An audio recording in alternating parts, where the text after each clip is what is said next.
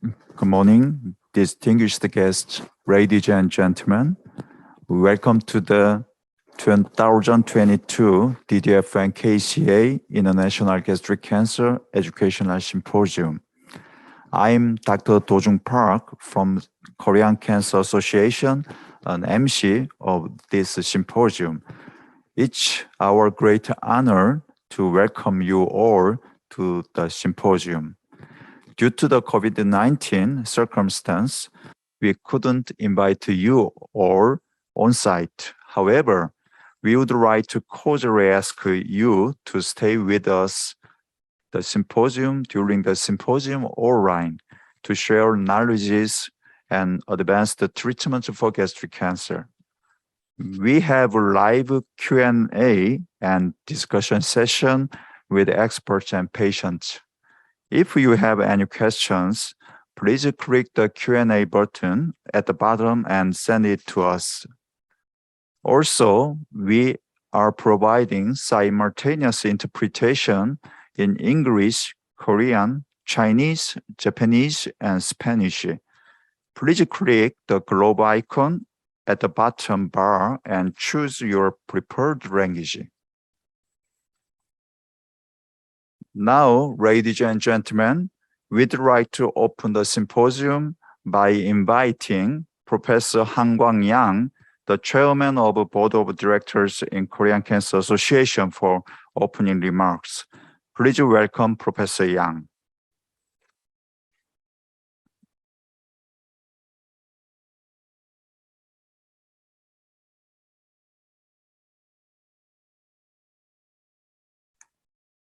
In Seoul, we have Asian Oncology Society meeting, and all different specialties like medical oncology from and radiation oncology based research with scientists. We are gathering here in Seoul from 40 countries, virtually or on site, and about 2,000 participants here in Seoul.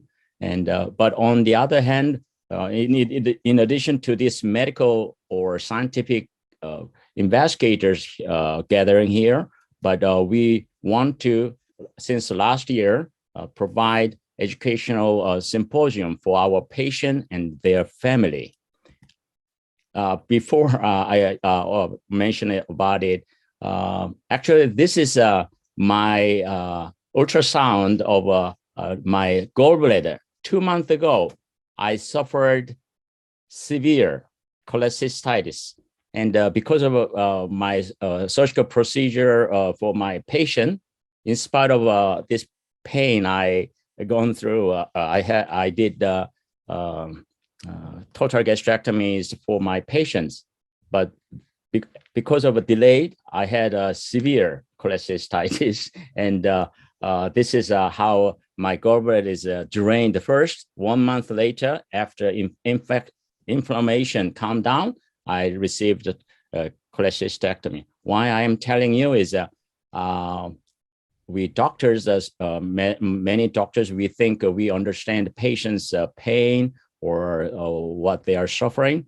But through this, my experience 2 months ago, and the cholecystectomy 1 month ago, I became to understand how our patients are suffering.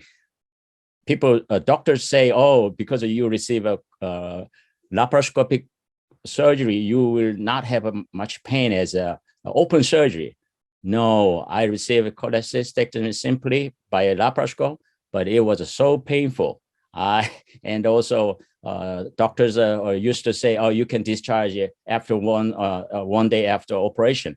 No, as a patient, I wanted to stay as long as possible. And with the complication, I stayed 1 more week anyway.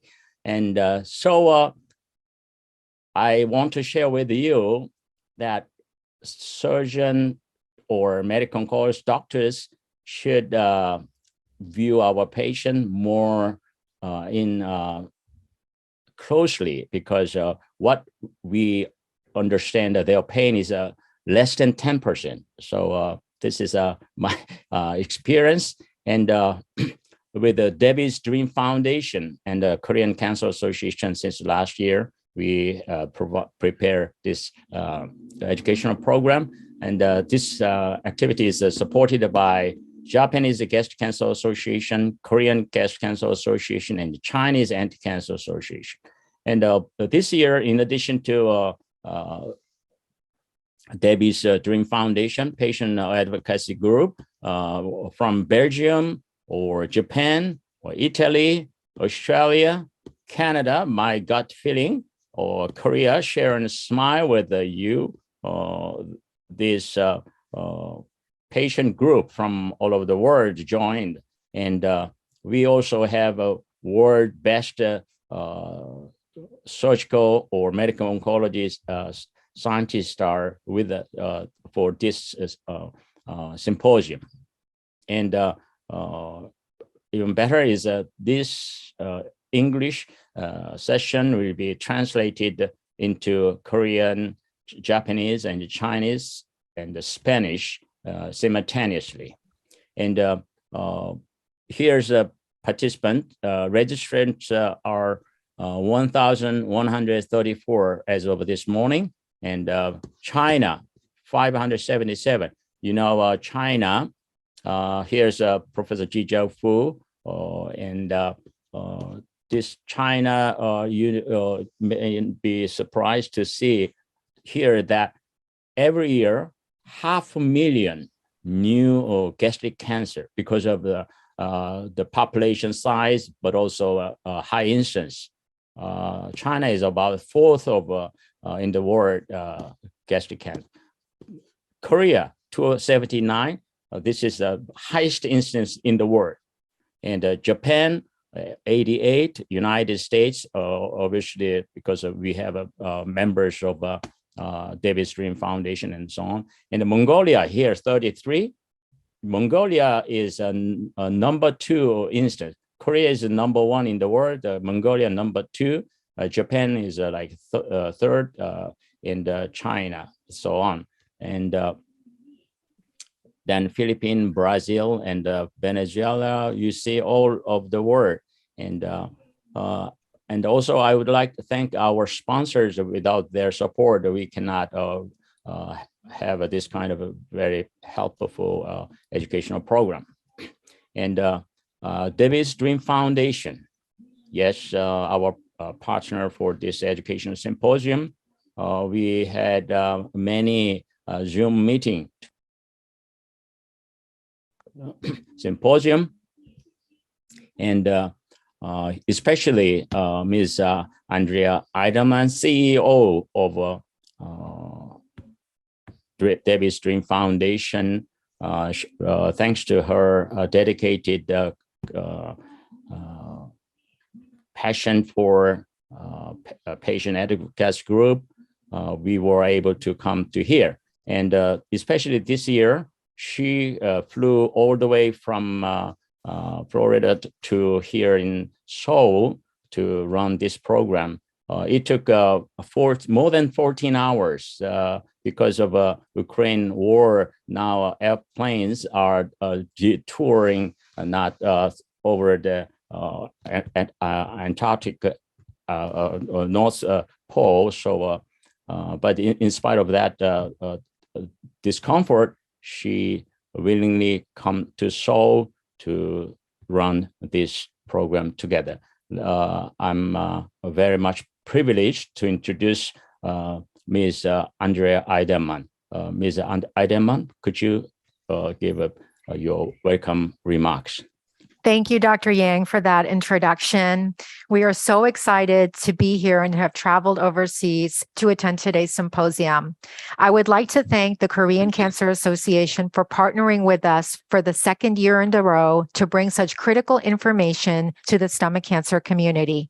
We are also grateful to DDF's generous sponsors, Amgen, Bristol Myers Squibb, Lilly Oncology, Daiichi Sankyo, Taiho Oncology, and grants from Astellas for providing the resources to make today's event possible. I would also like to thank our community and community partners, the Japanese Gastric Cancer Association, the Chinese Anti-Cancer Association, for supporting today's symposium. On behalf of Debbie's Dream Foundation, I would like to present Dr. Yang with a token of appreciation for all his hard work and dedication for the second year to make today's event possible.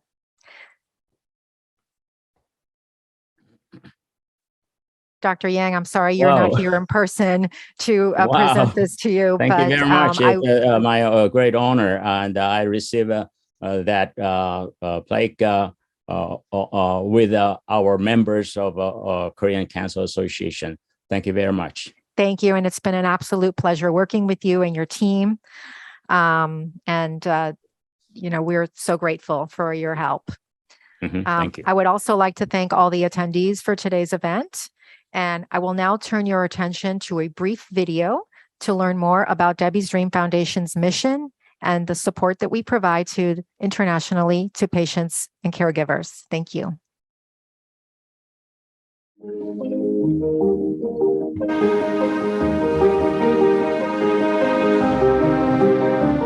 I'm Debbie Zellman. I'm president and founder of Debbie's Dream Foundation. And why am I here, right? I was diagnosed at the age of 40 with stage 4 advanced incurable stomach cancer. I had no risk factors of the disease, no thoughts that I could possibly have stomach cancer.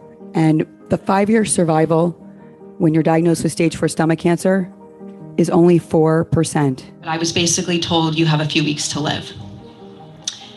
So I started my treatment, and thankfully I responded to that treatment. And together with my son, we talked about making a difference for others while I was closing down my law practice and fighting for my life. I actually founded Debbie's Dream Foundation, Curing Stomach Cancer, to help the so many who don't respond to the chemotherapy that they're given and understand the chemotherapy that I was given was about 30 years old. No advances had been made.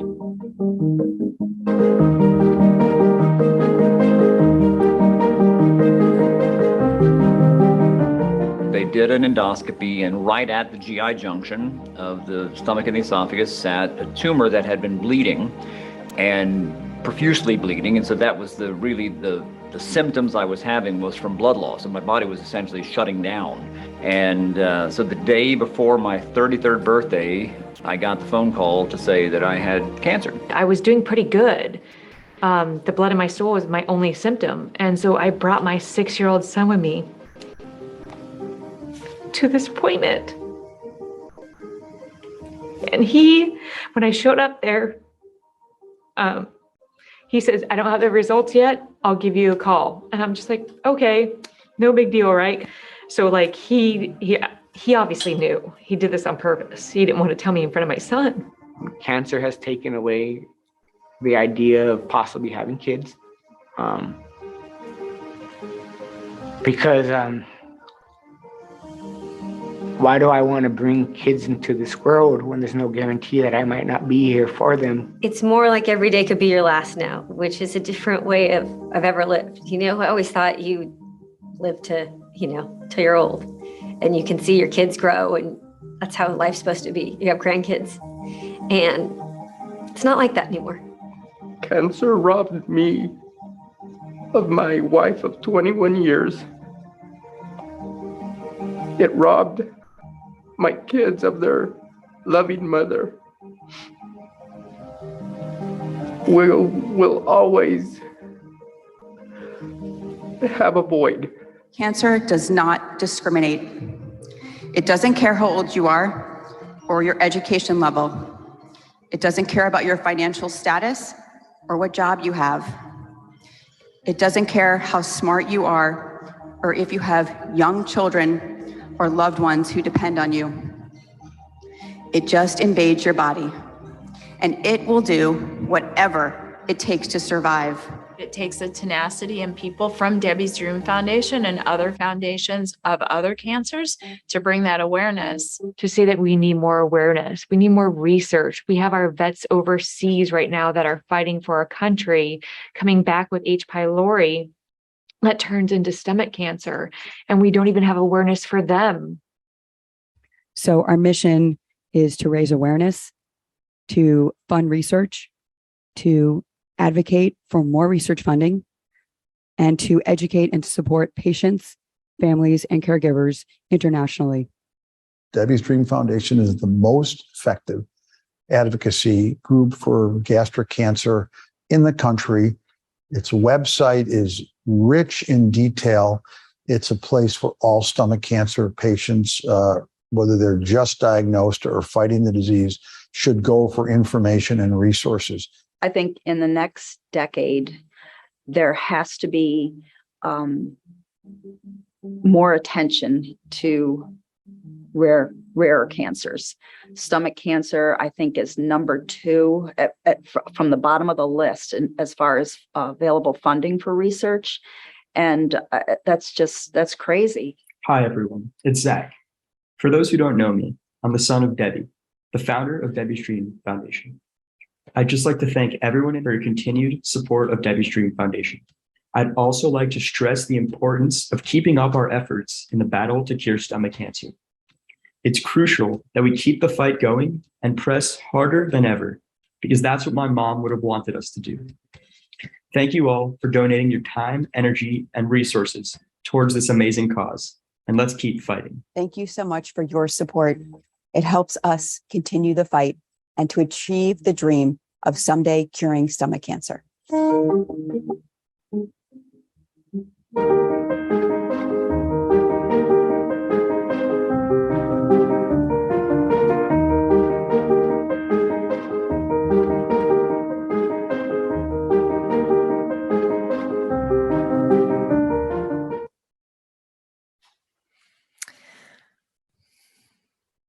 Thank you, everybody, for tuning into the video. I would like now to share a presentation of the free resources that Debbie's Dream Foundation provides internationally to our stomach cancer community. For those of you just tuning in, my name is Andrea Eidelman, and I'm the CEO of Debbie's Dream Foundation. Our mission is to fund research, raise awareness about stomach cancer, and provide support to patients, families, and caregivers internationally. Our ultimate goal is to make the cure for stomach cancer a reality. In 2022, we announced our commitment to fund an additional $250,000 in stomach cancer research, bringing our total commitment to date to $1,450,000. Debbie's Dream Foundation partners with the American Association for Cancer Research to offer grants for basic, translational, and clinical research in stomach cancer to scientists and clinicians at various career levels. Some of our ongoing initiatives include our Patient Resource Education Program, national and international gastric cancer educational webinars, our gastric cancer webinar series, and our nutrition education program.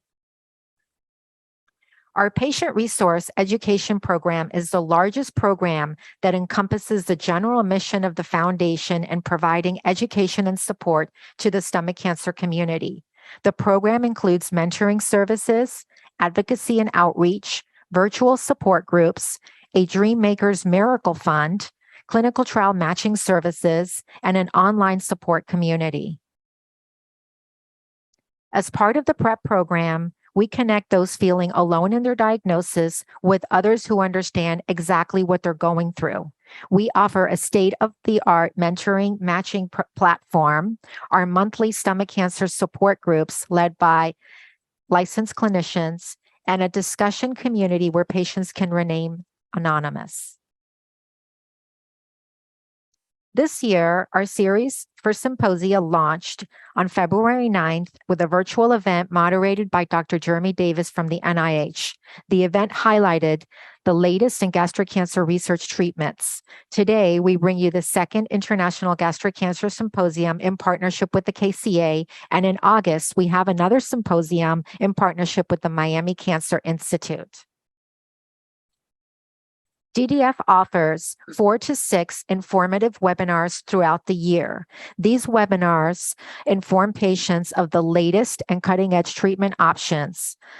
This year, some of the topics include the possibility of curing stomach cancer, late-stage stomach cancer, immunotherapy, and other targeted treatments for gastric cancer patients. And later this month, we will share surgical updates for gastric cancer patients. You can learn more about these programs or view past programs on our website in the DDF lecture library or on our YouTube channel. Our nutrition program aims to educate patients by providing simplified answers to help them maintain proper nutrition post-diagnosis and gastrectomy. This year, we partnered with Emmy-nominated Chef Nathan and clinical oncology dietitian Mary Eve Brown from Johns Hopkins University to lead this year's cooking demonstrations, preparing delicious meals that are specifically modified for the gastric cancer patient.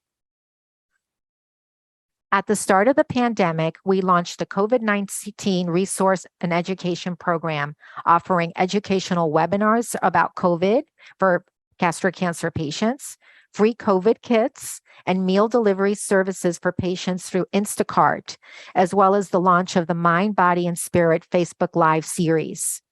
Also this year, we partnered with Cancer Care to launch the first ever stomach cancer hotline to help patients address financial, emotional, and practical needs.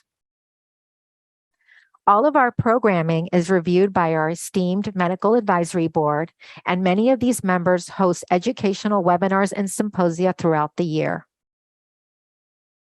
To keep up with everything that DDF is doing, please find us on social media using the social handles listed here. We would love to connect with you.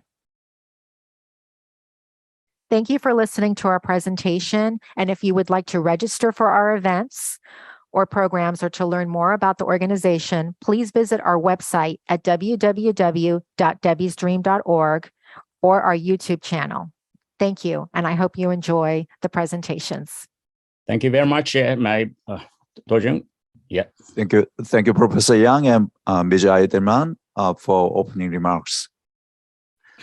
Then now we'll start the first session with the title, "What are the best surgical treatment options for me? Minimally invasive surgery or robotic?" With this said, please join me in welcoming the moderators, speakers, and panelists for the first session.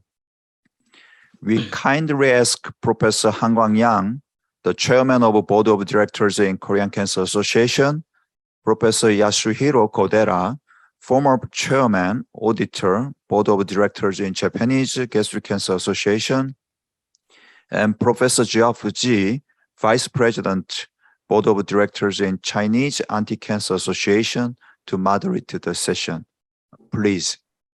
Yes. As Ms. Eidelman introduced, this time we have quite several patient advocacy groups. So I hope through this activity, this patient advocacy group from all over the world can communicate, learn from each other, and also give us doctors what they need and so on. And the session number 1 is about the surgical. Session number 2 is about chemotherapy. And first session, I would like to ask the other 2 moderators to present speakers. And speakers will be introduced by these 2 moderators, but I would like to introduce, we have panelist, Professor Paul Mansfield. He is a president of International Gastric Cancer Association, and also Professor Dubo, who is president of a European Society of Surgical Oncology from Italy, and Professor Shi Jae-kan. He is he's a professor of surgery at the Nanjing Medical School, first affiliated hospital, and also Dr. Brian Betch. He is from MD Anderson. He served as the Secretary General for the last International Gastric Cancer Congress held in Houston. And we have also a patient panel, Ms. Melanie Vincelli from United States, and Chisang Won from Korea. And so now, Professor Kodera, could you introduce first speaker? Okay, first speaker is Professor Sang-Uk Han, who's the chairman and board of directors at Korean Gastric Cancer Association. He is a graduate of Seoul National University, and he is currently professor at Department of Surgery and director of Azure University Hospital. Today he's going to talk to us about well, it's a case present early gastric cancer in the interim, and he's going to speak about, especially about robotic distal gastrectomy. For the interest of time, please continue. Start your talk. Good morning, ladies and gentlemen. I am Sang Han from Azure University, Korea. It is a great honor for me to be invited in International Gastric Cancer Education Symposium, which was hosted by Debbie's Dream Foundation and the Korea Cancer Association. Today, I will talk about a case of gastric cancer who was conducted with robotic distal gastrectomy. Eastern Asia is the most endemic area of gastric cancer. Among Eastern Asia, Koreans have the highest reported instance of gastric cancer in 2018 in both males and females. I would like to introduce the current status of gastric cancer in Korea. Gastric cancer is the most common cancer and the fourth most common cause of cancer-related deaths in Korea. The proportion of early gastric cancer consistently increased from 28.6% in 1995 to 63.6% in 2019.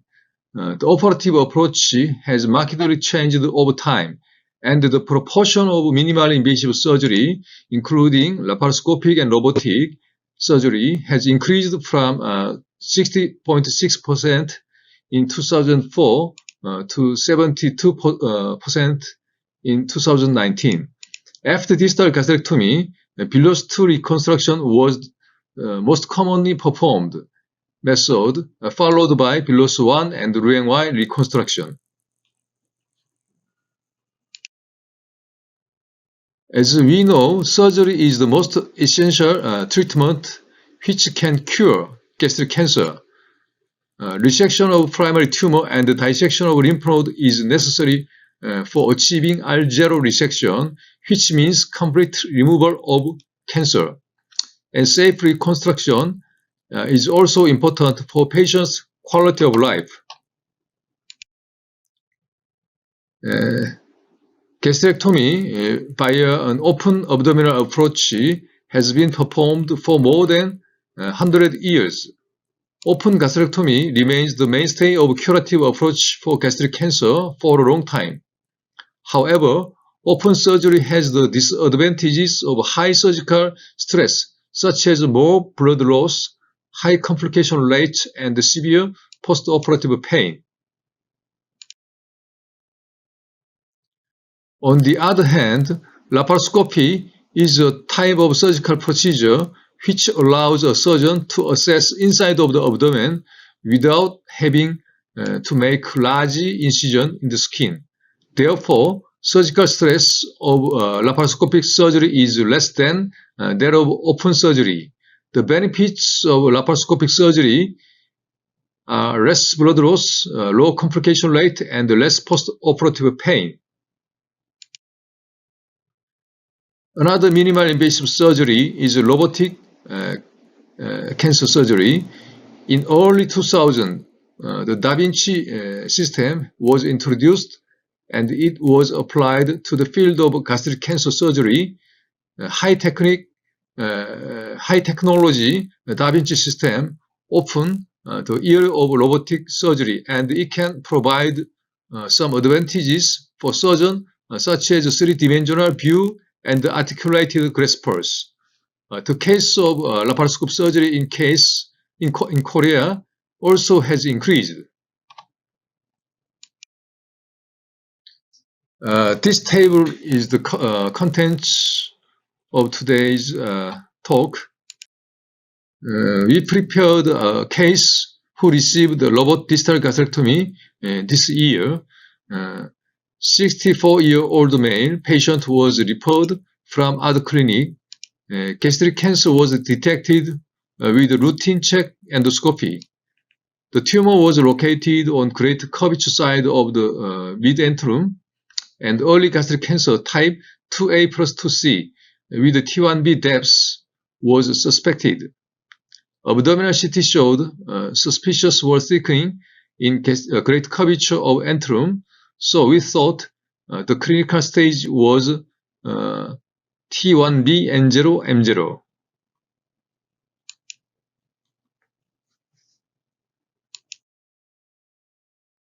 We decided to perform distal gastrectomy because the tumor located on lower third of the stomach. I prefer Pdl1 anastomosis after distal gastrectomy because I believe this method is the best way to maintain normal food pathway. From now, I would like to show you a short video of robot distal gastrectomy with Pdl1 anastomosis. We divided the duodenum after lymph node dissection, and stomach was divided also with a linear stapler.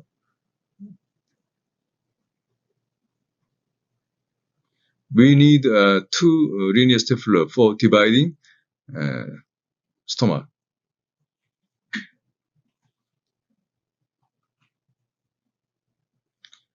We opened the duodenum stump for gastroduodenostomy,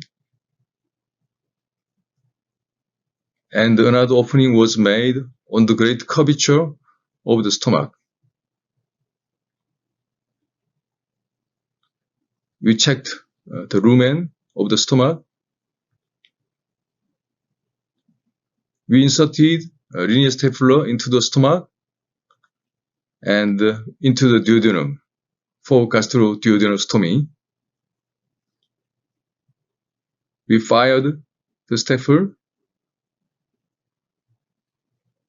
For this time, we use 3 tools of robot system to close the entry hole like this.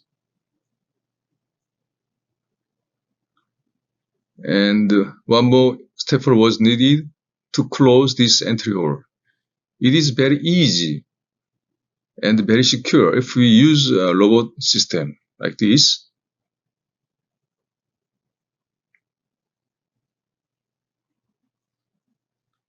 We fired the step line.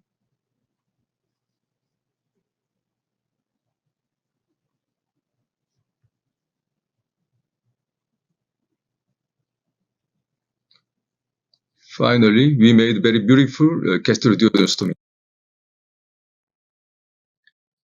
Patient recovered smoothly without complication, and he discharged post-operative day 6.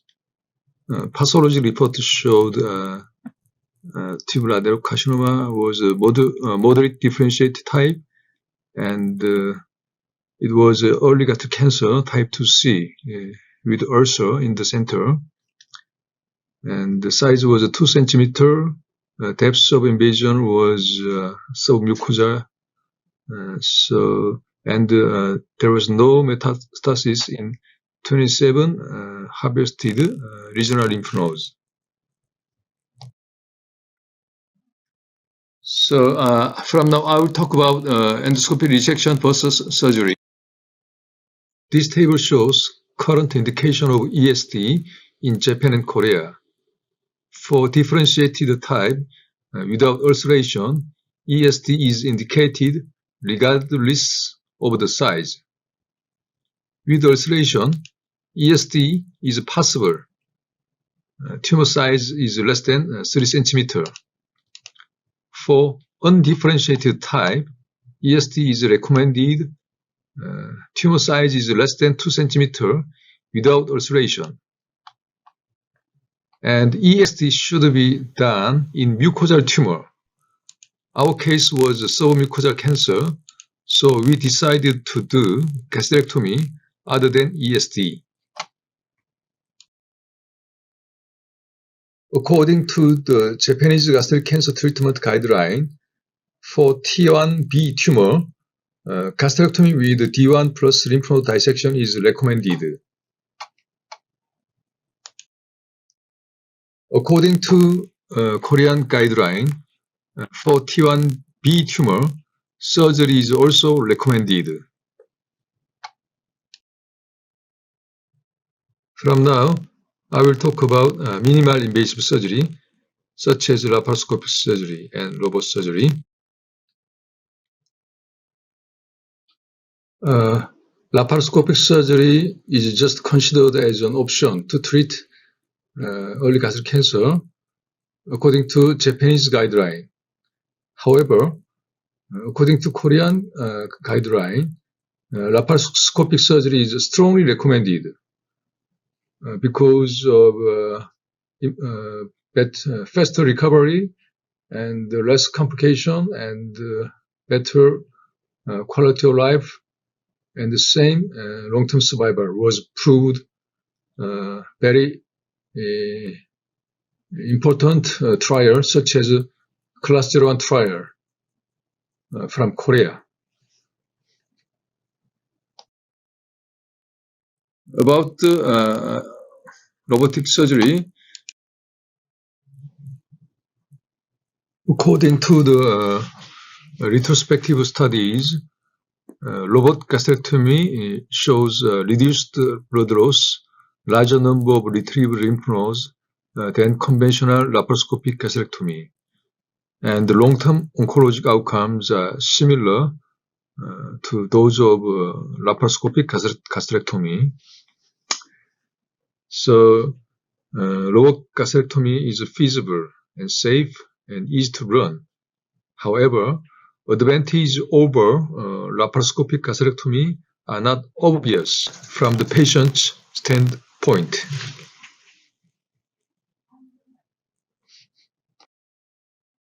And in our group, we compared robotic and laparoscopic gastrectomy with propensity score weighted analysis.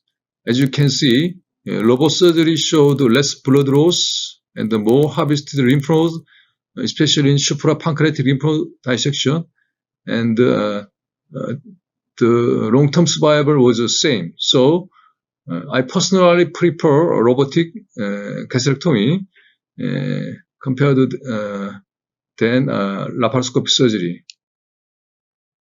So 3D visualization and articulated wrist, stabilized camera, and fluorescent imaging.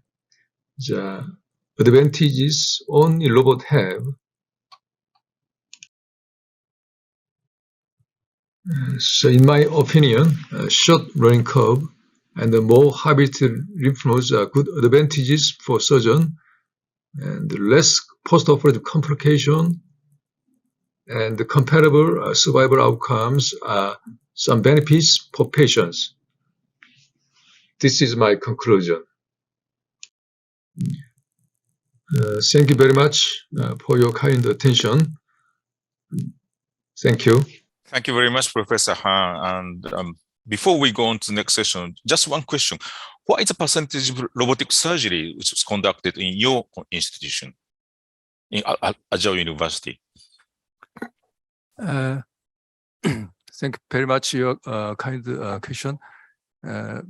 In our hospital, 1-2, that means 30% is robotic surgery and 6%, 70% is laparoscopic surgery. Okay, thank you. Minimal invasive surgery. Yeah, you do recommend robotic surgery, but still at this time, you perform 30% by robotic surgery. I think that is a point for discussion later. Anyway, Professor Yang, what would you suggest? We have 40 more minutes, and we have another very important presentation. Would you opt to hear from Professor Strong before we go on to the discussion? We may, yes, because today this conference hall is, after this conference hall, there's no activity. So you have because of Professor Han's presentation about the surgical, especially he emphasized the robot. I think audience might be interested in really robot is better or so. We will discuss maybe 10 minutes, then we will move to others. So Professor Kodera, I would like to ask a few from each country, like Paul Mansfield, Ji Fu, or about from your point of view, you agree with Dr. Han's presentation about more lymph nodes better? Is it consistent results? So I want to ask Professor Paul Mansfield about his opinion from United States. Sure. First, I'd like to thank the organizers and Debbie's Dream Foundation for the opportunity to be here and for bringing this esteemed group together.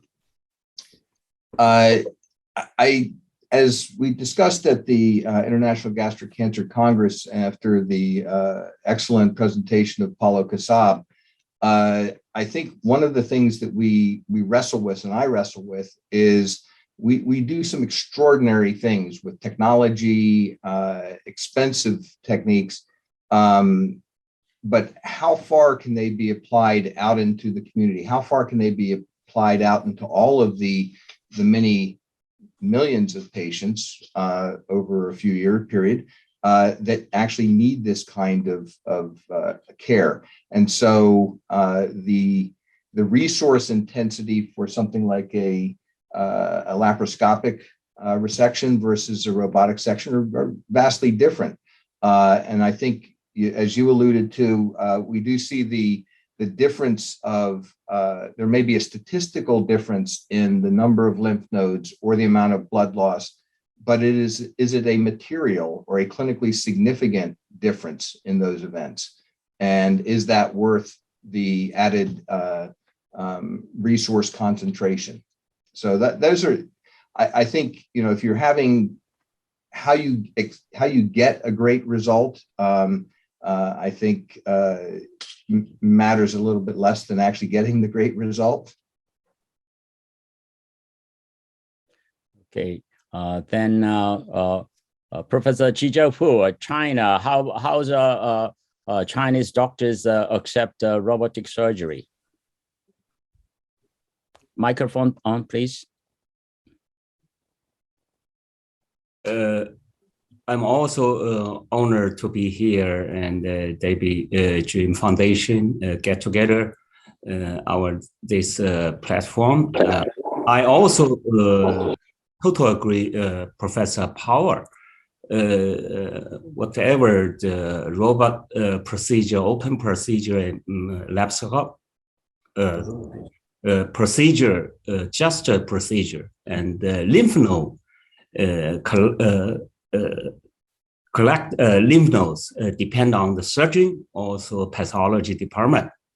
And I think a minimal invasion procedure just for the early staging the gastric cancer, and also maybe Vivian Strong will introduce us after neoadjuvant chemotherapy downstaging patient also benefit from the minimal invasion procedure. In China, also minimal invasion, the procedure is only for the early stage.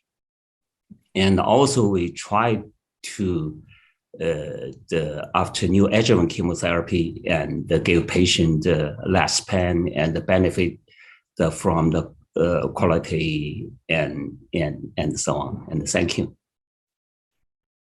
Professor Kodera, please continue. I think Professor Mansfield has raised his hand. What? Any questions? I just wanted to follow on Professor Ji's comment. I think it's not just the minimally invasive. I think we also have to recognize the profound impact of all of the ERAS and the changes in how we manage patients perioperatively that has had a profound impact on length of stay even for people who have open procedures. And so I think we have to look at that whole picture. That's quite true. Yeah. Yeah. So let me share our experience. Our data demonstrate that even when we use propensity score matching, distal gastrectomy, total gastrectomy, laparoscope versus open robot surgery, we did not see any difference in lymph node number retrieve or complication. So we are telling patient no difference in robot versus laparoscope. So our patient, they are choosing laparoscope, and we are applying robot surgery about 10% or even less. So at this moment, as long as we use ultrasonic device, in Korea, most surgeons use ultrasonic device. I'm not sure it really can make a big difference. So depending on the report from Institute, it has been different. Professor Cordero. So I think the message to the patient would be that, if we had Da Vinci 20 years ago, we might have gone to Da Vinci straight from open surgery, but we didn't. And, we had to do laparoscopic surgery. It does need long training, but we have been training for, about 20 years, and we are actually a good laparoscopic surgeon. So I don't think the patient will have to rush to the doctors who does robotic surgery. If the doctor says, he is very proficient in laparoscopic surgery, but he's a beginner in robotic surgery, it's not always a good idea to opt for robotic surgery. That's my opinion. Yeah. So as Professor Yang said, it's quite similar. The outcome is quite similar. Yeah. And also it is the problem with robotic surgery is it's very expensive at this moment. And in the near future, we will have more industries produce different robotics. Yeah, absolutely. I'm expecting in the maybe 5 or 10 years later, we will use more robot, but at this moment, not strong evidence and also more expensive. That's the problem. But on the other hand, the robot may prolong the lives of surgeons because it's less stressful. I think some of these aspects could be heard also from Professor Strong, So how about going on to Dr. Strong's talk now? Yes. Is it okay? Yes, let's do that.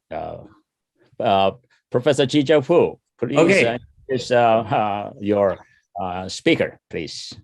Okay, next speaker is Professor Vivian Strong, who is a professor of MSK Cancer Center and also Weinstein, Cornell Medical College and Cornell University, and she will give us a case for neoadjuvant chemotherapy for robot total gastrectomy for locally advanced gastric cancer. Vivian Strong, please. Good afternoon. My name is Dr. Vivian Strong, and I'm a surgical oncologist specializing in gastric cancer at Memorial Sloan Kettering Cancer Center. I would like to thank Debbie's Dream Foundation and the Korean Cancer Association for the invitation to give this discussion at the International Gastric Cancer Educational Symposium for patients on the topic of chemotherapy followed by robotic total gastrectomy for gastric cancer. Before beginning, I would like to point out that gastric cancer is a problem that can affect all of us, male, female, young and old, and all racial subtypes, as seen by this slide of famous people who died of stomach cancer. We all know that gastric cancer globally is a health concern with over 1 million new cases annually, making it the 5th most common cancer and the 3rd cause of cancer deaths in the world. Although the global distribution of gastric cancer varies by region of the world, higher in Asia and Eastern Europe, pockets in South America, you can see that in the United States, this is a real problem. And it's increasing not just in the US, but in other parts of the world as well. This shows how gastric cancer numbers continue to climb, both in the United States, in South Korea, and in Japan. What's even more alarming is in the United States, this increase is largely accounted for by people under the age of 40, with a 70% increase in the incidence of non-cardiac gastric tumors. The reasons for this are not entirely clear. However, we do know many risk factors exist for developing stomach cancer. There are some genetic risk factors, including certain mutations that predispose you to developing certain types of stomach cancer, like hereditary diffuse gastric cancer and Lynch syndrome. And there are infectious causes, most notably H. pylori infection, although Epstein-Barr virus as well as others, and a host of environmental factors that can increase your risk for developing stomach cancer, such as those listed here. Now, let's get right into the case presentation that I've been asked to give.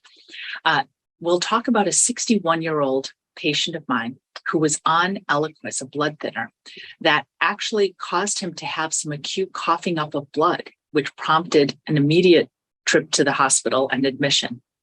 He does have some medical problems, including atrial fibrillation and heart disease. This is why he was on his blood thinner, hypertension, asthma, and so forth. He did have a 30-pack year smoking history and some use of alcohol, with a family history of some cancers. Although on endoscopy, and while he was admitted, he had an endoscopy which showed the reason for the bleeding, a large ulcerated mass 2 centimeters below the top of his stomach. So when you're diagnosed with stomach cancer, the way to make this diagnosis is with an endoscopy, where they place a scope down into the stomach, as you can see here. That showed in this patient of mine, you can see the tumor right here at the top of the stomach, this ulcerated mass. And oftentimes, this will also be followed by an endoscopic ultrasound. You can see the endoscopic ultrasound device, just like a gastroscope, but with an ultrasound probe, which gives us important information. It lets us determine whether or not we have an early or middle stage stomach cancer. In this case, the endoscopic ultrasound revealed an early middle stage stomach cancer. We get other clues by getting a CAT scan. All patients will get a CAT scan of the chest, abdomen, and pelvis. If we can see signs of the tumor on the CAT scan, if we can see enlarged lymph nodes, we know it's not an early gastric cancer, as was the case in my patient. Furthermore, oftentimes, especially in the United States, we will get PET scans. It gives us a different view of the tumor and what's happening in the body. You can see here that in my patient's case, a large mass in the top of the stomach, which lights up because this is the cancer. However, luckily, nothing elsewhere. The PET scans can be very useful because sometimes, as you can see in this other patient, there were signs that the tumor that this patient unfortunately had already spread to the chest area and also spread to a spot in the liver that you can see right here. And this is important because it gives us clues as to the stage of the disease and the best way we can treat you to help with the stomach cancer. So we determined this middle stage tumor in my patient. His CAT scan and PET scan looked clear, so he's set to go ahead with treatment, or is he? Gastric cancer staging can be a long process, but we have good reasons for it. In this case, I recommended diagnostic laparoscopy, which we do for all middle stage tumors. And why do we do this?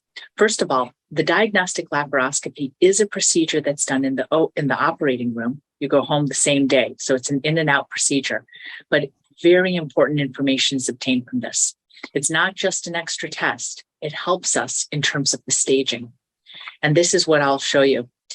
This was not the patient we're talking about right now, but another unfortunate patient of mine who had a completely clear CAT scan and PET scan. When we went in to look on diagnostic laparoscopy, we found these small pebble-like sized nodules over the peritoneum and this part of the ligament. These were not seen on scans, but this is a sign of stage 4 disease. It's very important that we know this ahead of time. And the reason is studies have shown that when you do have cancer cells surrounding in the abdominal cavity, so here's the stomach, but we're talking about the abdominal cavity, the lining of the abdominal cavity. We know that people who have this do very poorly. They don't have a very good survival rate. They behave in a way that's consistent with late stage disease. And chemotherapy is absolutely imperative, not surgery. With those with negative disease, they do better. In fact, positive cytology, meaning cancer cells diagnosed outside of the stomach in the abdominal lining, is actually classified as M1 or stage 4 disease by the American Joint Cancer Commission, the AJCC, as well as the NCCN. These are two governing guidelining committees that help us to figure out the best treatment for stomach cancer. Fortunately for my patient, all of his results from the diagnostic laparoscopy were negative for malignant cells from the fluid samples we collected, making him consistent with this middle stage, but potentially curable stomach cancer. The other thing we often will do is get immunohistochemistry or special markers to look at various components or characteristics of the tumor. It's not just a gastric cancer, but it could be a DNA mismatch repair protein gastric cancer, or one that expresses HER2, Pdl1, or Epstein-Barr virus. These are the 4 markers that we typically look for on every one of our gastric cancers. If someone has a defect in the mismatch repair proteins or a high Pdl1 expression or EBV positive, if that were the case, not in this patient, then they may be candidates for immunotherapy. There's another type of treatment, trastuzumab, that a patient may be a candidate for if they're HER2 positive. In this case, this patient did not have expression of any of these markers, but we check nonetheless. So middle stage, many tests that we need in order to figure out the best approach to treat this cancer, but they're for good reason. If these patients have PET scans and diagnostic lab all look clear, these people will go on to get preoperative chemotherapy. So neoadjuvant or preoperative FLOT, which is a special combination of 5-FU, a leucovorin, and oxaliplatin, and Taxol. If they have a marker that's consistent with an MSI high tumor or one of these mismatch repair proteins, then we go straight to gastrectomy. And that's a topic for another case presentation. So in this case, our patient had a marker negative tumor, infiltrating adenocarcinoma, middle stage. So what would the next step be? As we talked about, neoadjuvant chemotherapy with 4 cycles of FLOT. You may ask, why do chemo up front and not just go right to surgery? So the concept and the reason that we do this is because when people have middle stage tumors, you see the tumor here, and even if there are surrounding lymph nodes involved, these can be approached with an operation. We can remove this part of the stomach. However, the issue is patients with middle stage tumors have a very high probability of having microscopic metastatic disease, these little red dots that could be microscopically anywhere in the system. You can't see them on CAT scan, you can't see them on PET scan, but these are important areas to eradicate. We can do that with chemotherapy up front, clear out these microscopic cells, and then go in to remove the tumor. And this is our rationale. We have evidence behind this rationale. In fact, we know that for middle stage disease, 90% of recurrences that happen are distant, meaning they happen away from the area of the stomach, the lungs, the liver, bone. And we do know from other studies that have been done, this is from the MAGIC trial that was published in the New England Journal of Medicine, that when patients have surgery alone with middle stage disease, they do less well than when they get preoperative chemotherapy. You can see there's about a 13% improvement in survival by getting preoperative chemo. Why wouldn't you want to do that? Another study more recently in the Lancet 2019, this is where FLOT was discovered as being even a better chemotherapy approach than the chemotherapy seen in this study. You can see that ECX, which was the chemotherapy in this study, compared to FLOT improved survival even more so over the ECX. Therefore, this patient showed a good responsive tumor after the chemotherapy completed. His PET scan showed improvement, and he came back for surgery. What was the operation? We talked about a robotic total gastrectomy with Roux-en-Y reconstruction and a D2 lymphadenectomy. So the first question patients will ask me is, why do I need my whole stomach out, and can I live without a stomach? The first answer to that is yes, you can live a normal life and a good quality life without a stomach. In fact, all the people in this picture have no stomachs. This was an article from the Wall Street Journal that was published a couple of years ago. These are patients of mine. This is the father who had a gene causing him to have a type of stomach cancer, and his daughter who had her stomach removed because she has the same gene 1 year later. This photo was taken 1 year after her operation. You can see both of them looking well. He runs a business, she's a lawyer, and they're doing very well after they had their stomachs removed and cancer-free. This is another set of patients, all 5 siblings, all of them have no stomachs. And you can see that this is, you can go on to have a good life. You wouldn't know that these people have no stomachs. We did study what quality of life looks like after your stomach is removed. This is a study from our institution at Sloan Kettering in 40 patients. We specifically looked at issues of weight loss and found that in this graph, you see people with their preoperative weight or BMI and postoperative at least 6 months after. These are all paired with pre and postoperative weights. And you can see that in almost all cases, patients were able to maintain a normal weight. Only very few patients dipped to what we call underweight categories, some of which had already started there, but everyone managed to find a good stable level by about 6 months. In fact, 85% of patients said that they had outcomes better or as expected, although 40% did say that they had some dietary modifications. However, all patients who were working before surgery returned to full-time work. Now, what about the robotic total gastrectomy? So when patients have tumors in the upper part of the stomach, this is typically the reconstruction that we do, total gastrectomy. Also, lymph nodes are involved. These are little nodes that the tumor can spread to surrounding the stomach or in distant areas. Many patients say, what is a lymph node? I wanted to show you a picture from one of my intraoperative photos from a few weeks ago. Here's the stomach. And you can see here, this grasper is pushing up on this little tan area. That is a lymph node. There's another one here. There's another one here. You can see a few of them. There's another one here. But these are the lymph nodes that tumors will start to spread to in middle stage disease.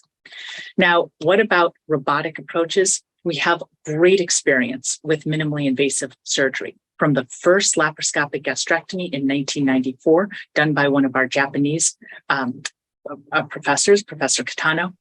Smaller trials, both from Italy and these are from South Korea, showed that the outcomes are the same, robotic versus open.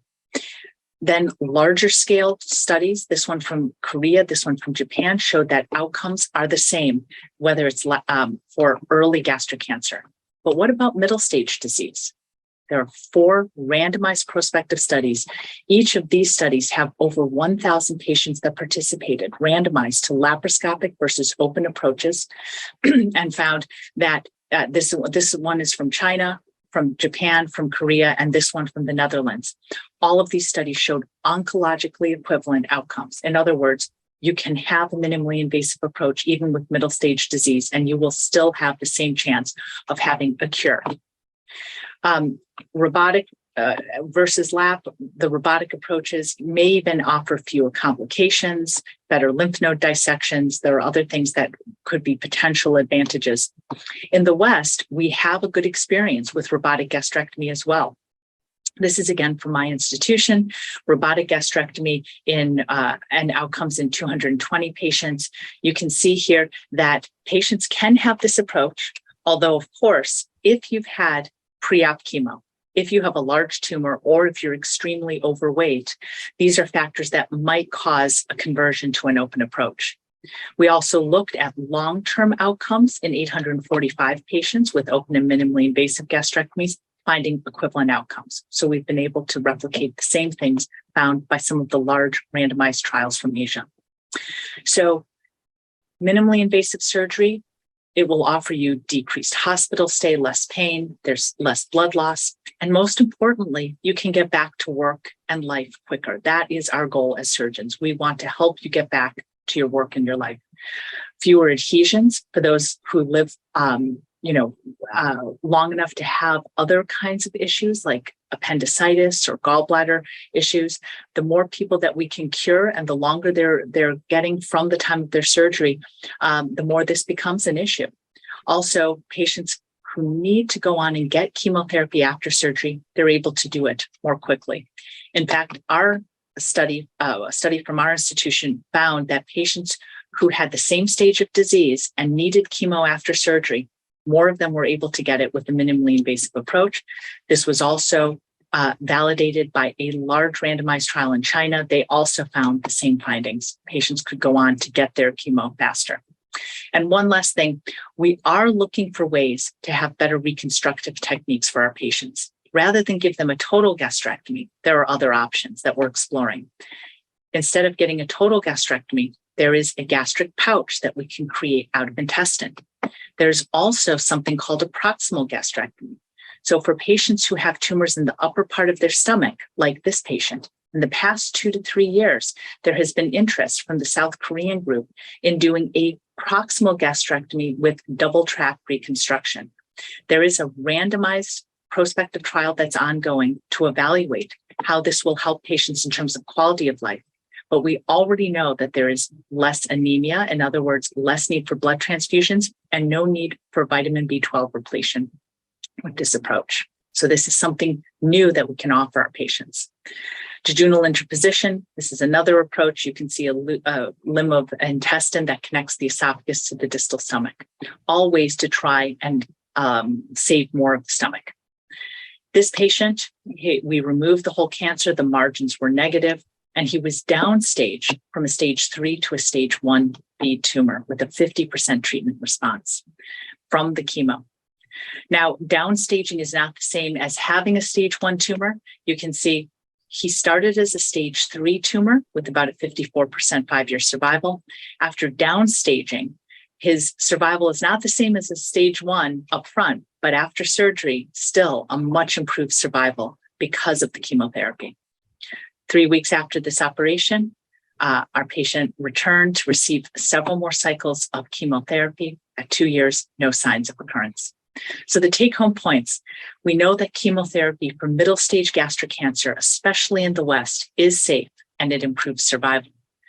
Both lap and robotic approaches provide equivalent cancer operations to the open approach, and quality of life is good, even with the total gastrectomy, although we are evaluating other options to try and continue to improve our outcomes for all of you. Thank you very much for your attention. Okay, thank you, Professor Vivian Strong. Good case and after new adjuvant chemotherapy and give patient robot total gastrectomy. And any question or comment? I think Professor Han Guangyang.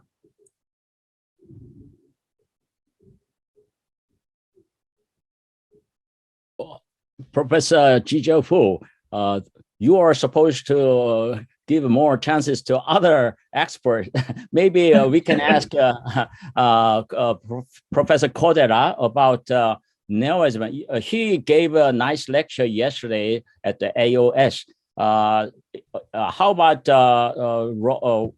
our practice in Asia, neoadjuvant treatment in Europe, as Dr. Vivian Strong mentioned, the flood study was recently positive, so it looks like as a standard. But how about neoadjuvant in Asia, especially Japan? Any evidence? Okay. Yeah, in Asia, gastric cancer is generally found at an earlier stage. So, and we are really committed to early detection for a long time. So actually, we prefer to perform surgery as quickly as possible and give chemotherapy afterwards to cope with micrometastases.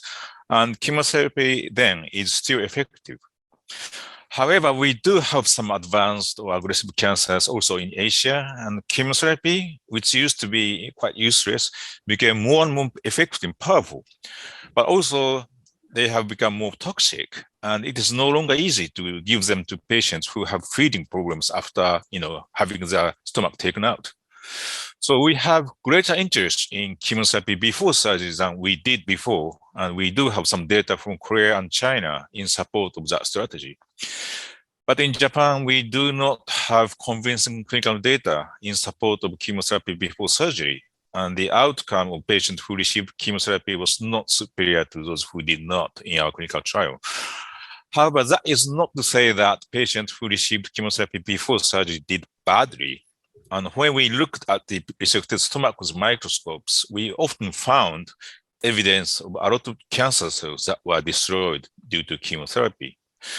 So actually, we do not hesitate to give chemotherapy when a patient has massive, or what we call bulky tumor, or when the surgery will have to be postponed for some reason, like pandemic. That is the current situation in Asia and also in Japan. May I add some comment? Yeah. Yeah, Dr. Dugo, go ahead. Yes. Yeah.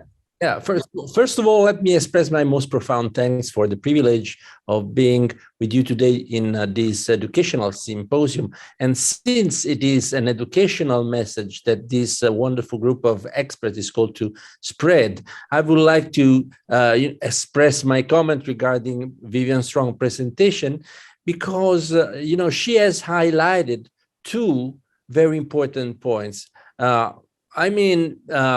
Gastric cancer is probably the kind of solid tumor that more than any other reflects the need of high quality multidisciplinary treatment. And in her presentation, it's rather clear that in pre-operative neoadjuvant chemotherapy, we need more personalized choices. And then she's also highlighted the importance of precision surgery through any kind of innovative technology. So we should not take a look at the trials and apply, according to the European guidelines, neoadjuvant for all. Any patient is getting the same kind of drugs. As she showed, there are certain kinds of tumor, for example, the ones with the microsatellite instability, that have, on one hand, a less aggressiveness, but no response at all. Is in this patient the case of going directly to surgery, or there is something new? There are interesting experiences in Europe and also in some other countries where immunotherapy could be the best choice instead of chemotherapy for this kind of patient before surgery. There are other kind of patients that show HER2 positivity, and in these patients, FLOT, that as Dr. Kodera highlighted, sometimes is too toxic for these patients that are facing a project of invasive gastrectomy. But the add of trastuzumab in HER2 positive patients can increase the results, giving upfront the surgery, the downstage that is our final goal. On the other hand, robotics. Is robotics the best way of treating advanced cancer? Well, of course, we have demonstrated, like in the trials that have been showed, non-inferiority of these techniques, but we need more. In some conferences that I used to take, I see is less more. Well, there are evidences in our gestures that sometimes less is more for the sake of a better precision surgery. There are evidences that not just removing lymph nodes, but removing the entire embryological sac containing the pathways in embryological pathways that have been so importantly highlighted in surgery of the rectum. Mm-hmm. Thank you. Professor Ji Jiaofu, because Dr. Vivian Strong mentioned about double track reconstruction. We happen to have the PI, principal investigator of that study. He's in the studio.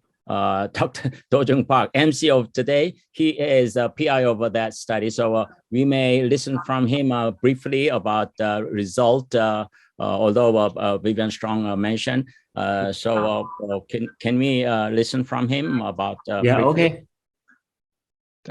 Thank you. Thank you, Professor Yang and Professor Vivian Strong. I really enjoyed your lecture. As a principal investigator of Class 05, comparing laparoscopic proximal gastrectomy with the double track reconstruction with the total gastrectomy in upper third early gastric cancer, our final result showed laparoscopic proximal gastrectomy has had advantage over total gastrectomy in terms of preserved vitamin B12 level and showed better quality of life such as physical functioning and social functioning, and without any compromise of complications such as reflux esophagitis.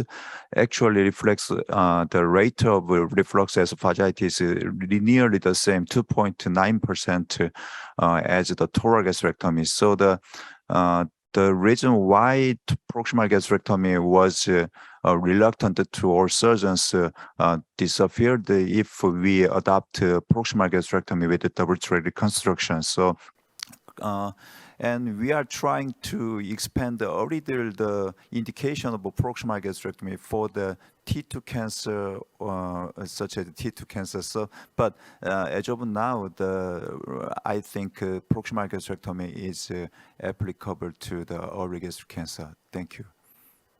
Yeah, thank you very much. And then I want to ask Dr. Kodera. This double track reconstruction is a very long history. It was developed in Japan, and it was tried by open surgery. And so although our Korean study shows some result, how about popularity of double track reconstruction in Japan? Do you use for the early gastric cancer in upper third, do you do a double track or total gastrectomy? Oh, I think there was some recently randomized trial between total gastrectomy and proximal gastrectomy from Osaka University. They have also shown that, quality of life after proximal gastrectomy is superior. So we have we don't hesitate to do proximal gastrectomy. And for that purpose, I think reconstruction is very important. And double track is very popular. It's simpler. And another way to do reconstruction is the esophagogastrostomy, which is very, complicated if you want to prevent the reflux. And they do kind of double flap method, which is extremely difficult by laparoscopic surgery. Mm-hmm. So I think usually we perform double track. It's probably the most popular way to reconstruct after proximal gastrectomy in Japan. Mm-hmm. Yeah, what Dr. Kodera means for our patient, if we anastomosis esophagus and distal stomach directly without any preventive valvular procedure, the patient will suffer with reflux esophagitis, which is sometimes very painful. So some of our patients in old days, they receive that kind of operation, they should receive antacid very routinely. Yeah. And so now 9:49, we will move to the general discussion. Professor Im, next session chair, please allow us go up to 10 after 10. So 20 minutes we want to discuss. And we have, as I mentioned, we have a patient panel, Ms. Won from Korea, as well as Ms. Melanie Vincelli. I was very much impressed by Ms. Melanie Vincelli. She is so much well-informed. She's like a medical oncologist. So I want her weight a little bit more. I want to invite Ms. Won she asked surveyed with her members in her patient group some questions. So we will ask our panelists to answer to our Ms. Wang. Please, Ms. Wang, do you have any questions from your colleagues, including yourself? Yeah, thank you, Dr. Yang. I'm really happy to be here, and I gathered a lot of questions from the patients. The first question is concerning about being a subject of a clinical trial. Is it safe enough for us to do it? And so nowadays, during our conversation presentation, we heard about evidence from clinical trial, because that's the way how we improve or prove certain new treatment is better than current standard treatment. That's why we do the clinical study. In session 2, you will hear more about clinical trial, because new chemotherapeutic agent, it should be tested compared to current standard treatment. It's the same way for advanced cancer surgical, because for example, robot, we talk about robot, we should verify is better than conventional laparoscope by clinical study. So I want to invite Professor Paul Mansfield about clinical study. Is it safe? Her question is the patient side, if you're going into clinical study, is it okay? Sure. I think it's important for every patient to recognize that any study that we present to them has gone through a very rigorous program that's evaluated by a group that includes not just physicians, but also lawyers and nurses and patients and a whole spectrum of a swath of society. And they're tasked with trying to make sure that the patient is protected. I think the days of how many clinical studies were done 20, 30, 40, 50 years ago are gone. And I think it's also important to ask questions. I think that anyone who is considering a clinical trial needs to do their due diligence and to understand exactly what they're getting into. I think at the end of the day, everyone I know here has the patient's best interest at heart. And so sometimes we don't know the answer, and these studies are the only way that we will ever find that. Mm-hmm. Yeah, thank you.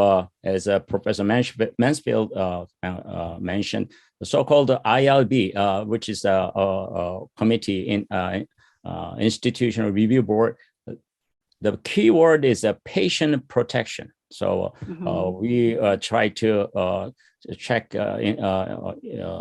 interim analysis or monitoring audit, and that's very important. Actually, that is not only patient protection, but also investigator, surgeon protection too, or medical oncology who are involved in this study. Okay, thank you for your clear answer. Yeah. Can I move on to the next question? Yes, please.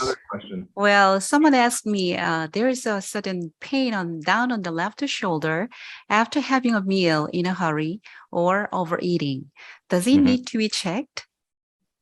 And then how about Professor Shi Jae-gan? You are doing many gastrectomies per year, and her question, it's quite common happening probably. Patient suffer pain on the shoulder after a meal, a large meal or rush. How do you explain to that question?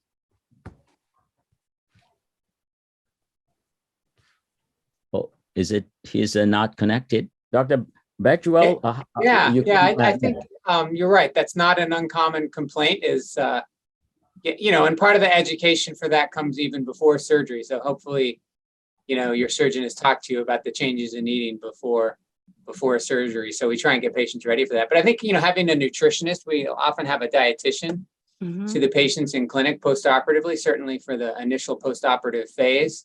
And that helps them get through that. But then if you're farther out from surgery and you're still having... Probably in her question, there's an answer. So the patient suffered that kind of a symptom after eating too much or rapidly.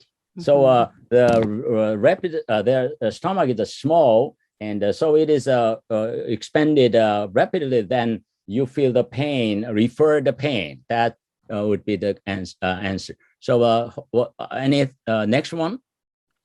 Okay, considering about the alternative medicine, in Asian people prefer to have or take traditional herb medicine or home remedy supplements. Is it recommendable? Wow, that is a sensitive question. Right. Paul Mansfield, raise hand. Yes, please, go ahead.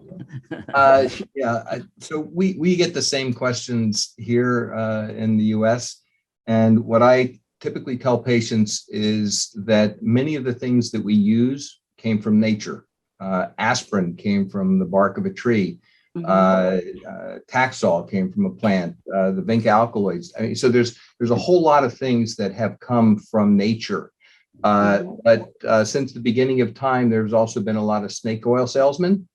And so people who are willing to try to take advantage of people who are in need. And so I advise them to be very, very cautious. And if something really were a miraculous treatment, we'd all be doing it. Thank you. Professor Kodera, do you have any comment? I think Paul has said enough. I think I just explain patients a similar way. One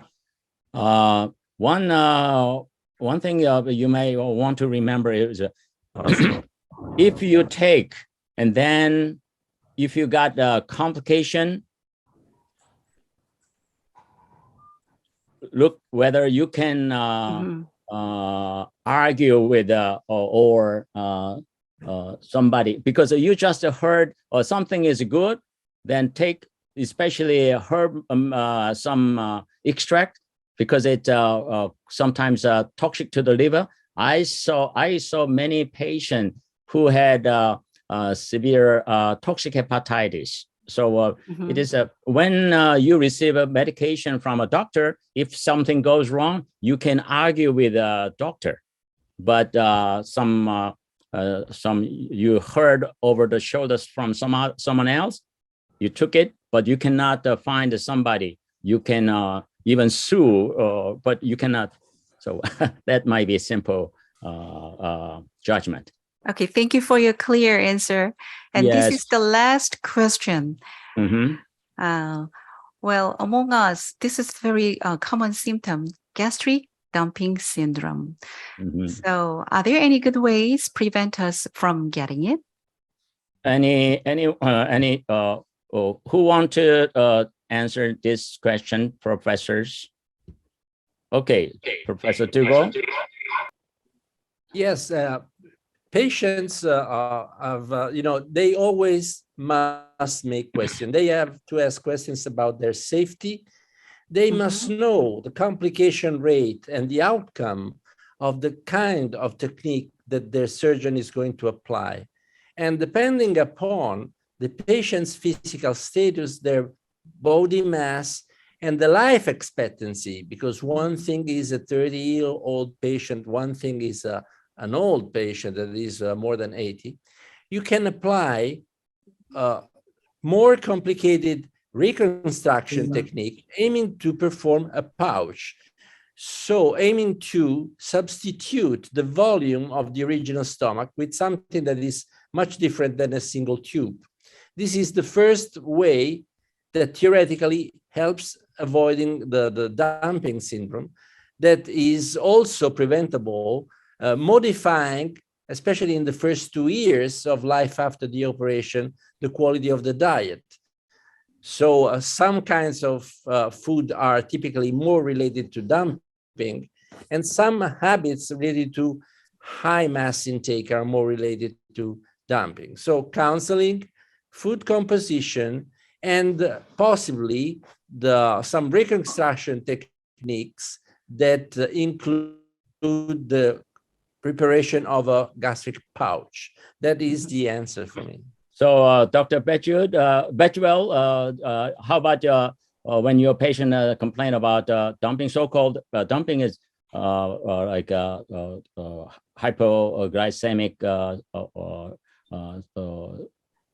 complications such as, patients are suffering sweat or loss of power and feel like lying down.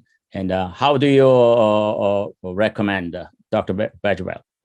Yeah, I think the word dumping can mean a lot of different things to a lot of different patients. So I think it just, rather than classify it as kind of one syndrome, it just takes a lot of time figuring out what they're eating, how you might modify their diet. But I'll say, it is, thankfully, it's a minority. I think some commonly reported numbers are it's 20% of patients that may experience, symptoms consistent with dumping, and another 20% where it's kind of more of a long-term problem. But it's usually manageable with changes in diet, fiber, so it can be controlled, although it takes a little bit of time. Thankfully, it usually gets better. Professor Kodera, how do you recommend your patients? Well, I think I ask my patients to, always have something sweet around you so that you can take glucose when you have a hypoglycemia.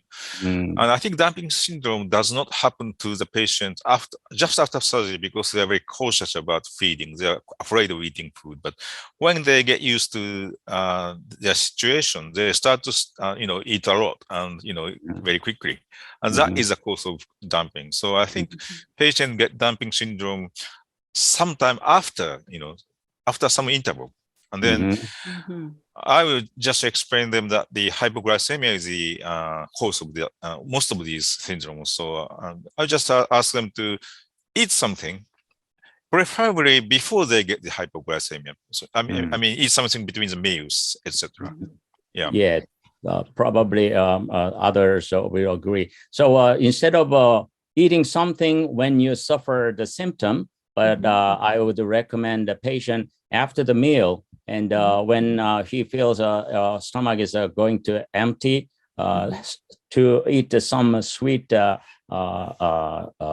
cookie or something, but not too much sweet. So in your handbag, carry something, or after meal, you have something like that. So maybe we move to the next patient panel, Ms. Melanie Vincelli. Could you share us with your questions?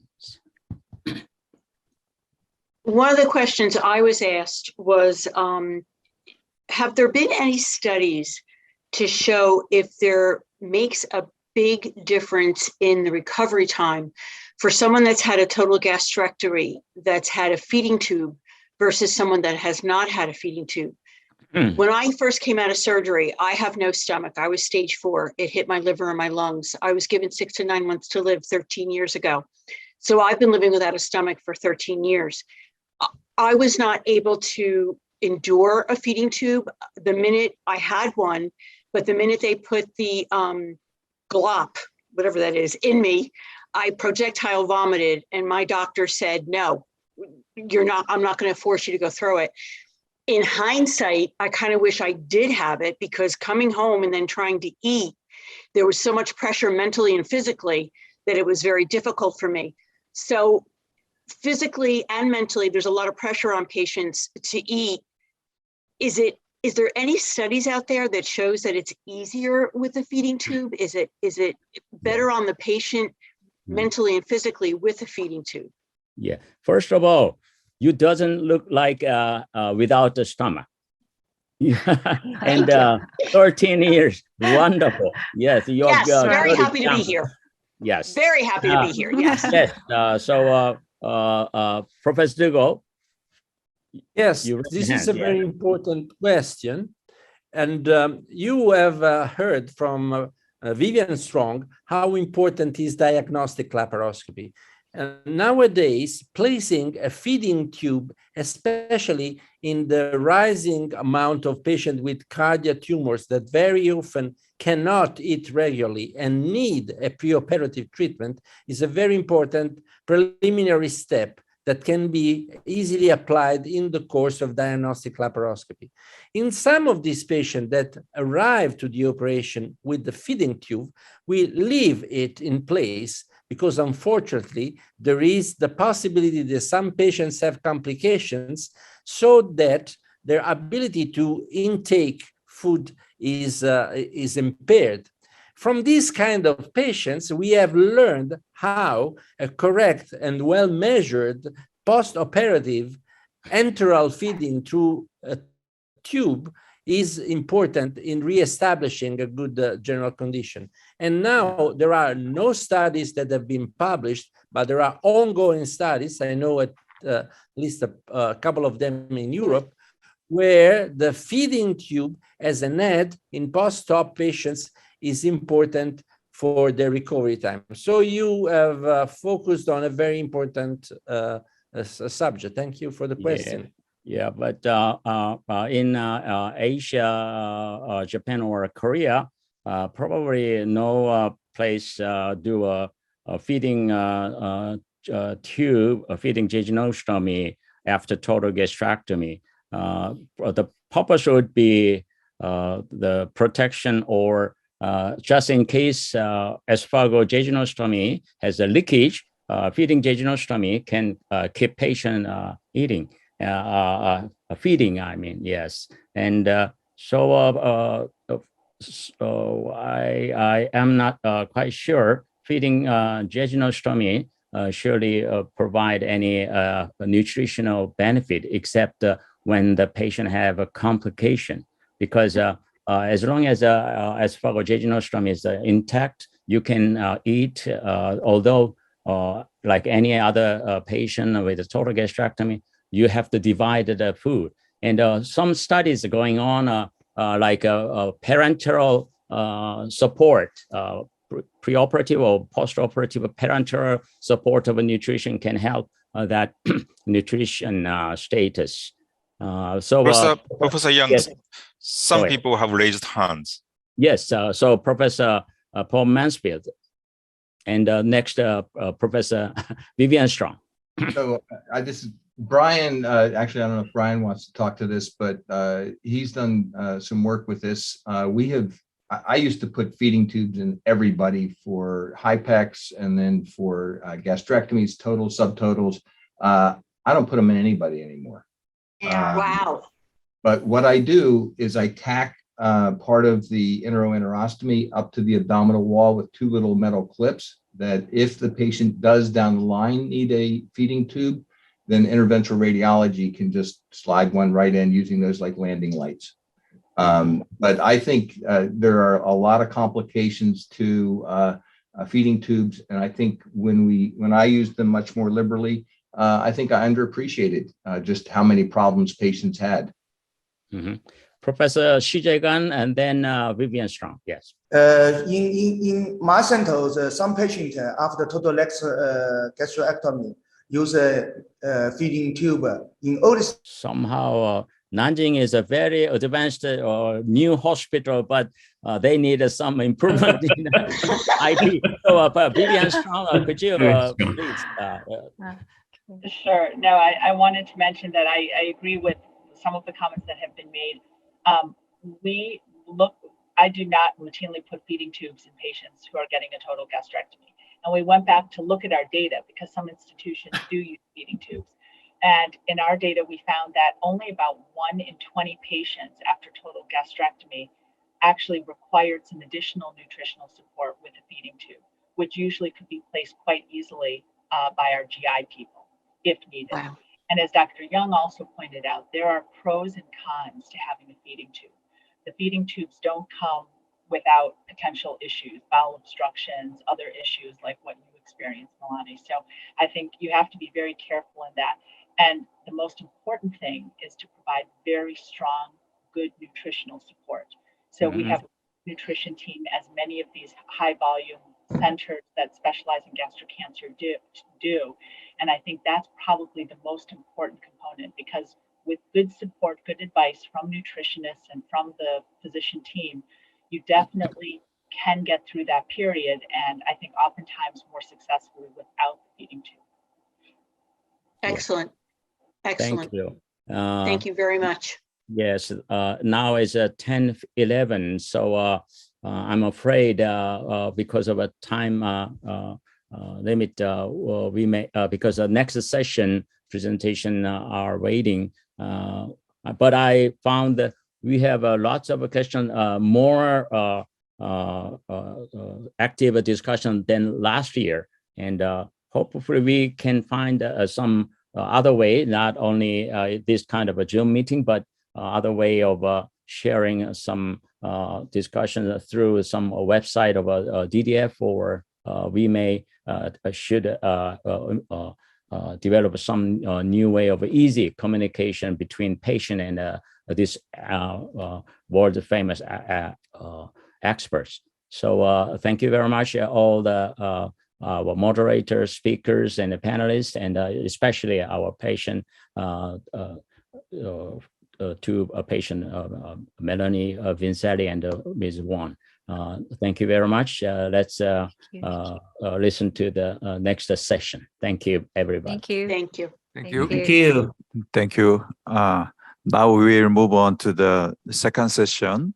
This session is to discuss on what are treatment options for metastatic disease, biomarkers for precision medicine, new clinical trials. Without further ado, let's welcome the moderators, speakers, and panelists. We kindly ask Professor Seok Im, the Director of International Affairs Committee in Korean Cancer Association, and Dr. Irina Jang Ji-gyan, Memorial Sloan Kettering in USA, and Dr. Narigaju Boku, Institute of Medical Science of University of Tokyo Hospital in Japan, to moderate the session. Please. Thank you very much. Good morning to Asian patients and guardians, and good evening for patients who are joining in America and EU. Welcome to session 2. I'm Seok Im. I'm a chair for the International Cooperation for the Korean Cancer Association. I'm also a medical oncologist working for Seoul National University Hospital. In this session, we will deal about what are the treatment options for metastatic disease and biomarker for precision medicine and new clinical trial.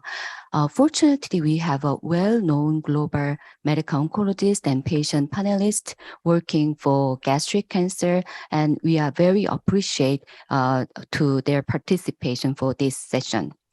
I would like to introduce two moderators for this session, Professor Elena Jang Ji-gyan from MSKCC, who is a well-known medical oncologist for gastric cancer, and also very interesting to educate the patient in the world. And Professor Narigaju Boku from University of Tokyo, who is also a global medical oncologist leading many global clinical trials. So we have two speakers, and each moderator will introduce each speaker. And then we have a panel discussion with panelists and patient panelists. So Professor Elena Jang Ji-gyan, would you moderate case 1?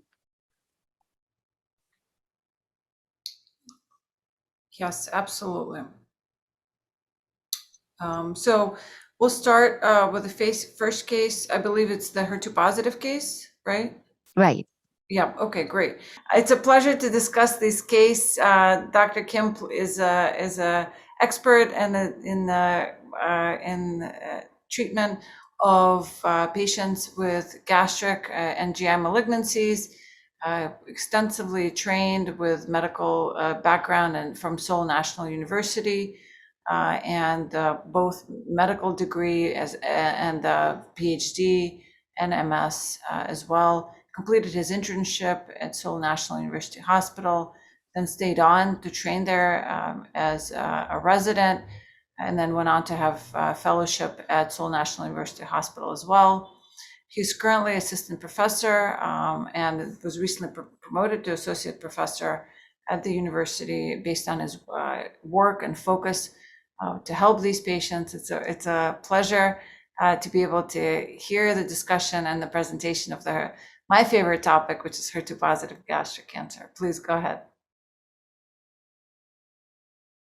Professor Zhang Jijian, would you maybe moderate this session for the discussion regarding HER2-positive gastric cancer? And would you give your opinion first regarding the status in US and lead the session discussion for this? Sure. I think this is a very typical case, and thank you for bringing this to our attention. I think the first notable aspect of this case is how young this patient is. And it's absolutely true. The age of onset for esophageal and GE junction cancers and even some proximal gastric tumors is declining. There is increase in incidence of these patients, particularly among young men. And we don't exactly have all the facts, but there's a lot of research, and my group and in our lab, we're examining the component of patients' innate sort of exposure and risk and the host factors that allowed the cancer to develop at such a young age. And so it's a combination of tumor factors and also the patient's inability to screen and protect themselves from in their immune system failing. The other interesting aspect about this case is the level of HER2, right? So we know that patients with immunohistochemistry high IHC3+ tumors tend to be derive the greatest benefit. And later on in our discussion, we'll talk about the value of NGS, next generation sequencing. But we know that for HER2 in particular, we know that co-occurring alterations may help us predict how durable will be the response beyond HER2. And we'll get to that later on tonight. What I found interesting is how long this patient stayed on cisplatin. So 20 cycles, that's quite for a long time. And in our experience, many patients do develop significant toxicity. So for our patients out there, I see that we have 250 participants. This is amazing. Tell your doctors, I'm not feeling well, I'm having neuropathy, or I'm having nausea. Very few of my patients really remain on high dose treatment, and most of our patients require dose reduction. And once we have a maximum response, we can de-escalate and drop the platinum. In the United States, we typically use oxaliplatin, that's the preferred backbone, and so forth. We have been able to make some strides in first-line space by targeting dual anti-PD-1 and anti-HER2 therapy. For HER2-negative disease, we know that immunotherapy has changed practice. And now for HER2-positive disease, at least in the United States, we have preliminary data based on interim analysis of a large phase 3 study suggesting there may be synergistic, additive, meaning 1 + 1 = potentially 3, benefit from immune checkpoint inhibitors, immunotherapy plus trastuzumab. And so, the landscape changes. It's very important to continue to test for biomarker, ask your doctor, were all the biomarkers tested? And HER2 is the first one that we've learned about over a decade ago, and it remains one of the most important ones. And so this is a very important case. The other aspect of this case that I really, really like is the point that this is, even in South Korea, HER2 is a rare disease because it's only about, depending on which subset of gastric and esophageal cancer you look, only about 10 to 20% of tumors overexpress HER2. So it's by definition an orphan disease. So it's very important for you to find a doctor who's an expert, and it's very important for you to find the doctor that you trust and then participate in clinical trials. I tell this to my patients all the time. Patients who came to see me in 2013 or 2016 and went on one of my trials were able to get the treatments that are now available to the rest of the world, right? So they were ahead of the curve because they trusted their clinician and their research team, and trust and therapeutic relationship is critical. So I really enjoyed hearing about this case in second-line setting. Clearly, confirmation of HER2 is very important. We have Professor Shatara on, he could tell you more about development of trastuzumab deruxtecan. But really enjoyed hearing this case. Thank you for bringing it to the forum. Thank you very much. Professor Kim, would you give your opinion regarding the cisplatin? Because we stopped the cisplatin after a while. So would you give your cisplatin question from thank you for good comment and good questions. Chemotoxicity is the main problem for doctor or the patient.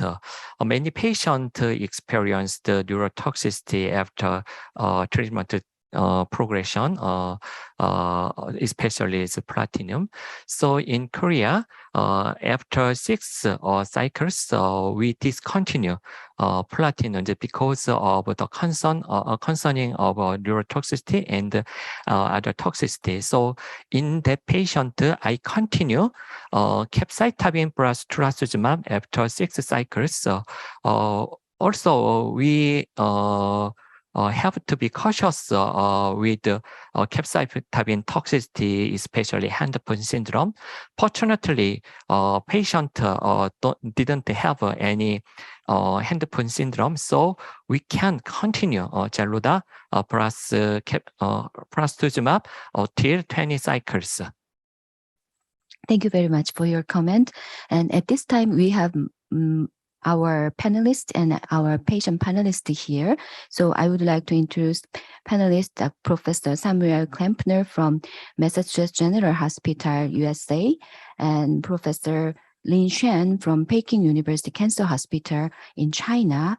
And we have 3 patient panelists, Amy Jacobson from USA, and Keiyu Zhang from China, and Hiromi Todoroki from Japan. So I very much appreciate for your contribution for this panel.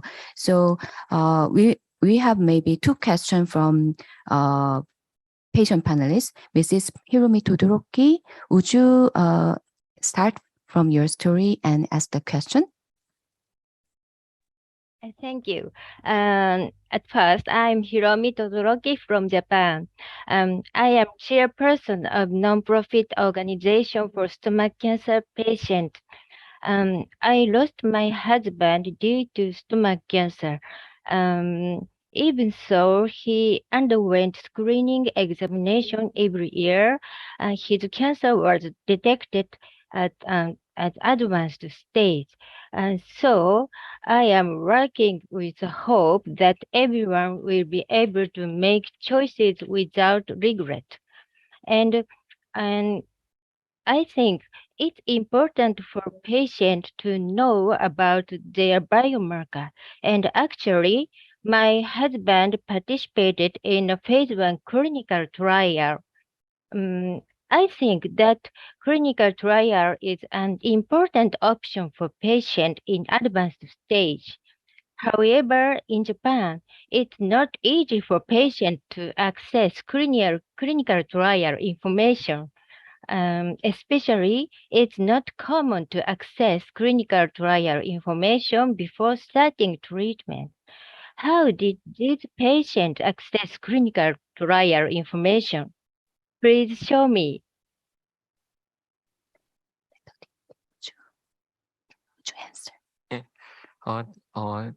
That is very great question. So my patient, our patient asked me for appropriate clinical trial and biomarker. To obtain the biomarker, we checked kinds of immunohistochemistry in Korea, for example, HER2 or Pdl1 or MSI, and some patients conducted NGS for their own mutation information. So in Korea, fortunately, Korean government build a clinical trial search site in Korean. So if patient want to obtain information, they can easily search clinical trial information in government website. I think it's different from countries. So generally, many experts recommended NIH American website clinicaltrial.gov. So we can obtain the information from the website. So I know it is not easy to assess clinical GOV that clinical trials.gov. So I think it is a very easy way. You ask your doctor for clinical trial. Thank you for the comment. I'm curious about the situation in US. Professor Klempner, would you give your opinion regarding the access for the clinical trial for patients? Yeah, sure. Thank you for having me. And I agree with Dr. Kim. It's not an easy answer, and the clinicaltrials.gov website in the US is not easy to navigate, although it does contain a lot of information. I really think that this falls mostly onto the doctors to educate our patients, and to groups like the one that you run, Hiromi, to get the word out there to other patients to ask their doctors, because really that's where the most up-to-date information is going to come from, is the people who are taking care of the patients, particularly, as Dr. Janjigian mentioned, the larger academic centers where most of the trials are run. It's probably important for every stomach cancer patient to at least be seen at a large academic center at some point along their journey, because that is the place where most of the research is being conducted. And that is where most of the education about trials will happen. But we encourage all of our patients to ask those exact questions. And there are some good educational materials from the NCCN in the US that gives a list of questions that every patient should ask their doctor. And it includes, are there clinical trials available for me at this stage of my disease? So I think a lot of it comes to just down to asking your treatment team. Thank you for your comment. And Professor Shitara, would you give the Japanese situation to Mrs. Todoroki? Yeah, thank you for asking. And actually, Ms. Todoroki's husband enrolled into clinical trial in my institution. I have a chance to take care of him, and I introduced him and Ms. Todoroki about the clinical trial as a treatment option.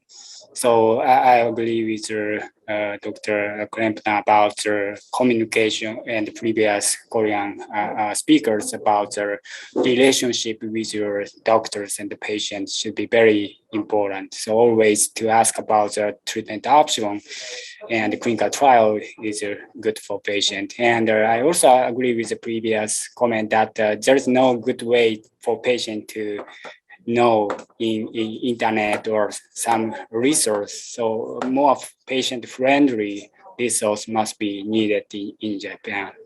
So same situation. Thank you very much. And we will discuss about Chinese situation after we hear from the Mr. Kyu Jang. Would you give your experience and sharing your experience and question to Professor Lin Xuan? And we will also discuss about Chinese situation.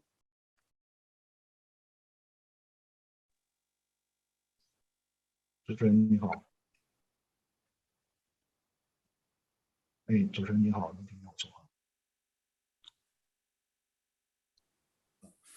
当时我是应该是在我的分期吧比较晚，发现的比较晚。当时那个这家福团队的整个团队建议我就是这个参加。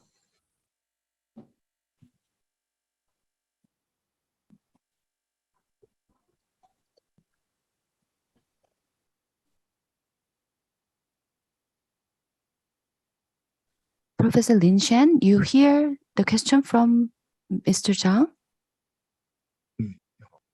然后这个建议我吧，做这个降低这个分期。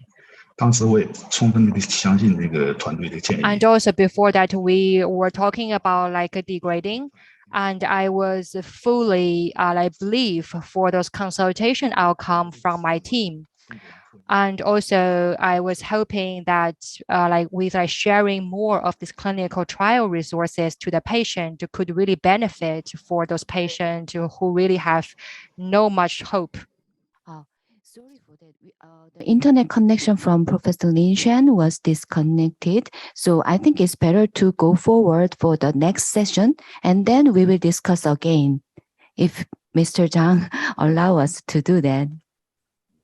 And for the next cases, I would like to the moderator, Professor Narigatsu Boku, who is a very well-known global clinical trial leader in Japan. Would you moderate the second case, and then we will hear about the second case? Can you hear? Yes, I can hear now. Yes, thank you. Okay, so I would like to introduce Professor Shitara. He's a very famous medical oncologist and one of the leader of the gastrointestinal field in Japan. He graduated from Tohoku University in 2002, and then his current position is Chief of Department Gastrointestinal Oncology, National Cancer Center Hospital East, which is a very innovative hospital in Japan. And then, please, Professor Shitara, start your presentation.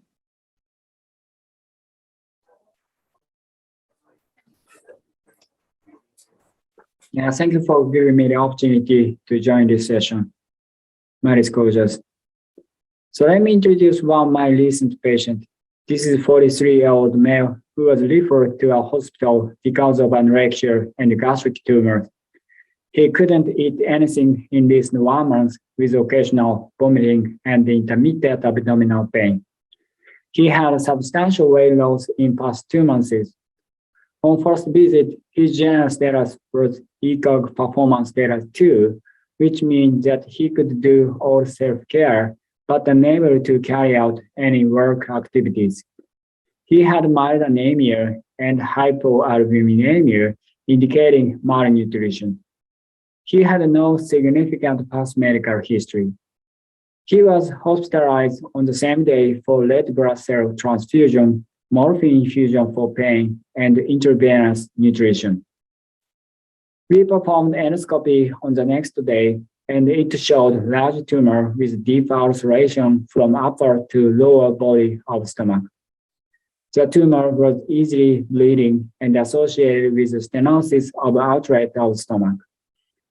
Biopsy examination showed many cancer cells with destruction of the mucosal structure, suggesting poorly differentiated adenocarcinoma.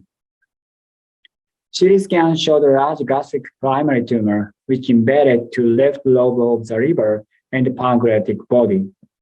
Multiple lymph node metastases were detected around the stomach. Also, multiple peritoneal nodules were identified, as you can see on the right side. So this patient was clinically diagnosed as T4B N3 M1 stage 4 gastric cancer. When we have patients with gastric cancer in an institution, endoscopy and CT scan are performed to determine clinical stage. Then we discuss within our team about treatment strategy. Before chemotherapy, biomarker tests are important to decide optimal type of chemotherapy. These tests include HER2, Pdl1 CPS, and MMR. We also test additional exploratory biomarkers for clinical trial. These biomarker results are available within a week, and then we also discuss about the optimal treatment for each patient. We need to consider not only biomarker, but also patient's general status, organ function, comorbidity, preference for the treatment, and support by family to care about toxicity. Going back to my patient, the biomarker results were reported at 7 days after endoscopy, and his HER2 status was negative, and the MMR status was proficient, suggesting that this was not MSI high tumors. Importantly, Pdl1 combined positive score, or CPS, was 15, which was relatively high. This was calculated as a proportion of Pdl1 staining tumor cells or immunocells, which was looked as brown cells within this pathological specimen.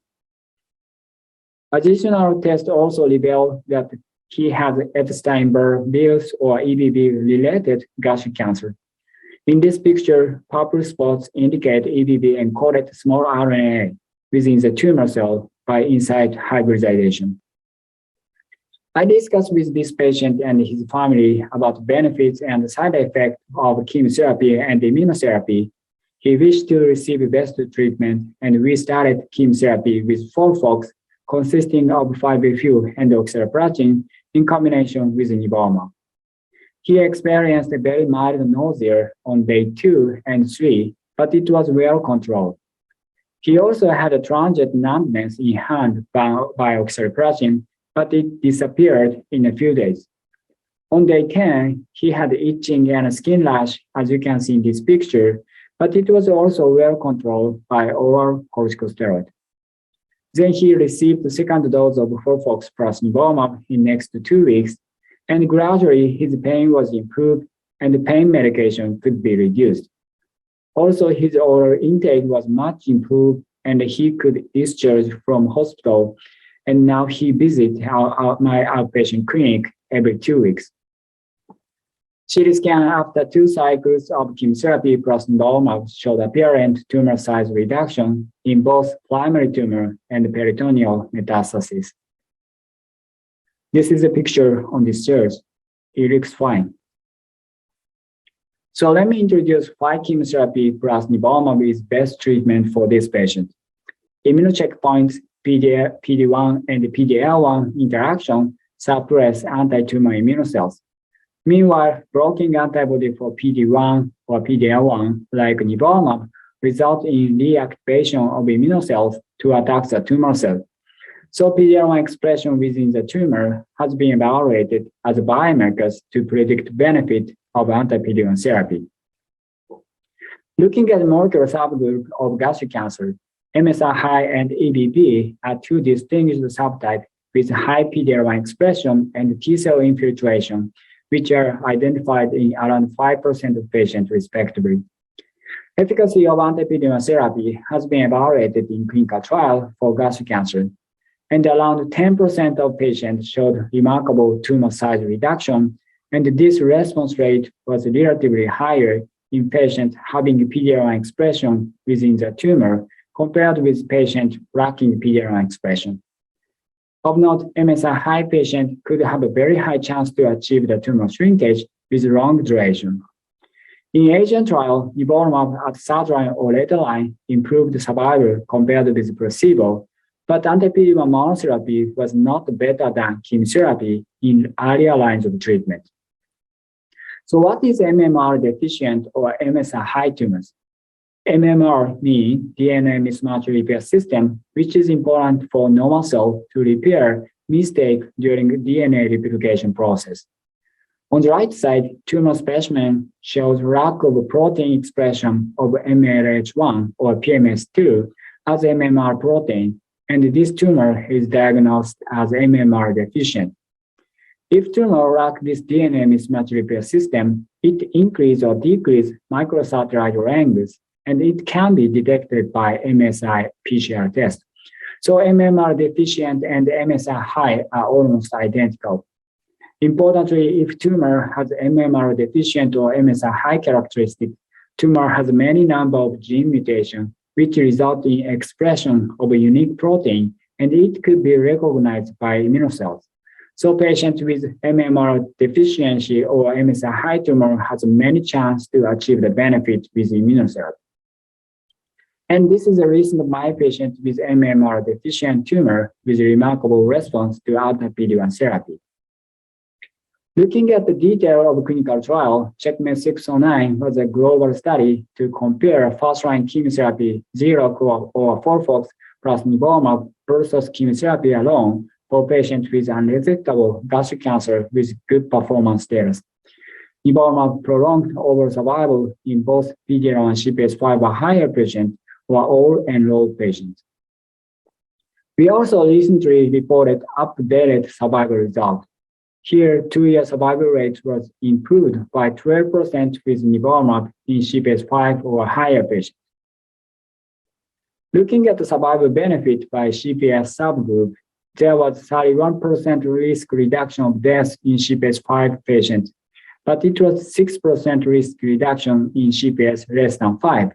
So survival benefit was larger in CPS5 or higher patients. In contrast, response rate was higher regardless of CPS status. MSI high tumor was detected in around 3% of all enrolled patients. As you can see on the left side, large survival benefit of nivolumab was observed in MSI high patients. Of note, around 25% of MSI high patients had CPS less than 5, so CPS test alone may miss some MSI high patients. So I believe both CPS and the MSI test should be done for patients. We need to care about toxicity. In Checkmate 609, incidence of significant toxicity was increased by 15% with nivolumab. Also, 10% increase of severe adverse events requiring hospitalization were also reported. Of note, 38% of patients stopped treatment by toxicity. So we need to consider balance between survival benefit and toxicity to decide treatment.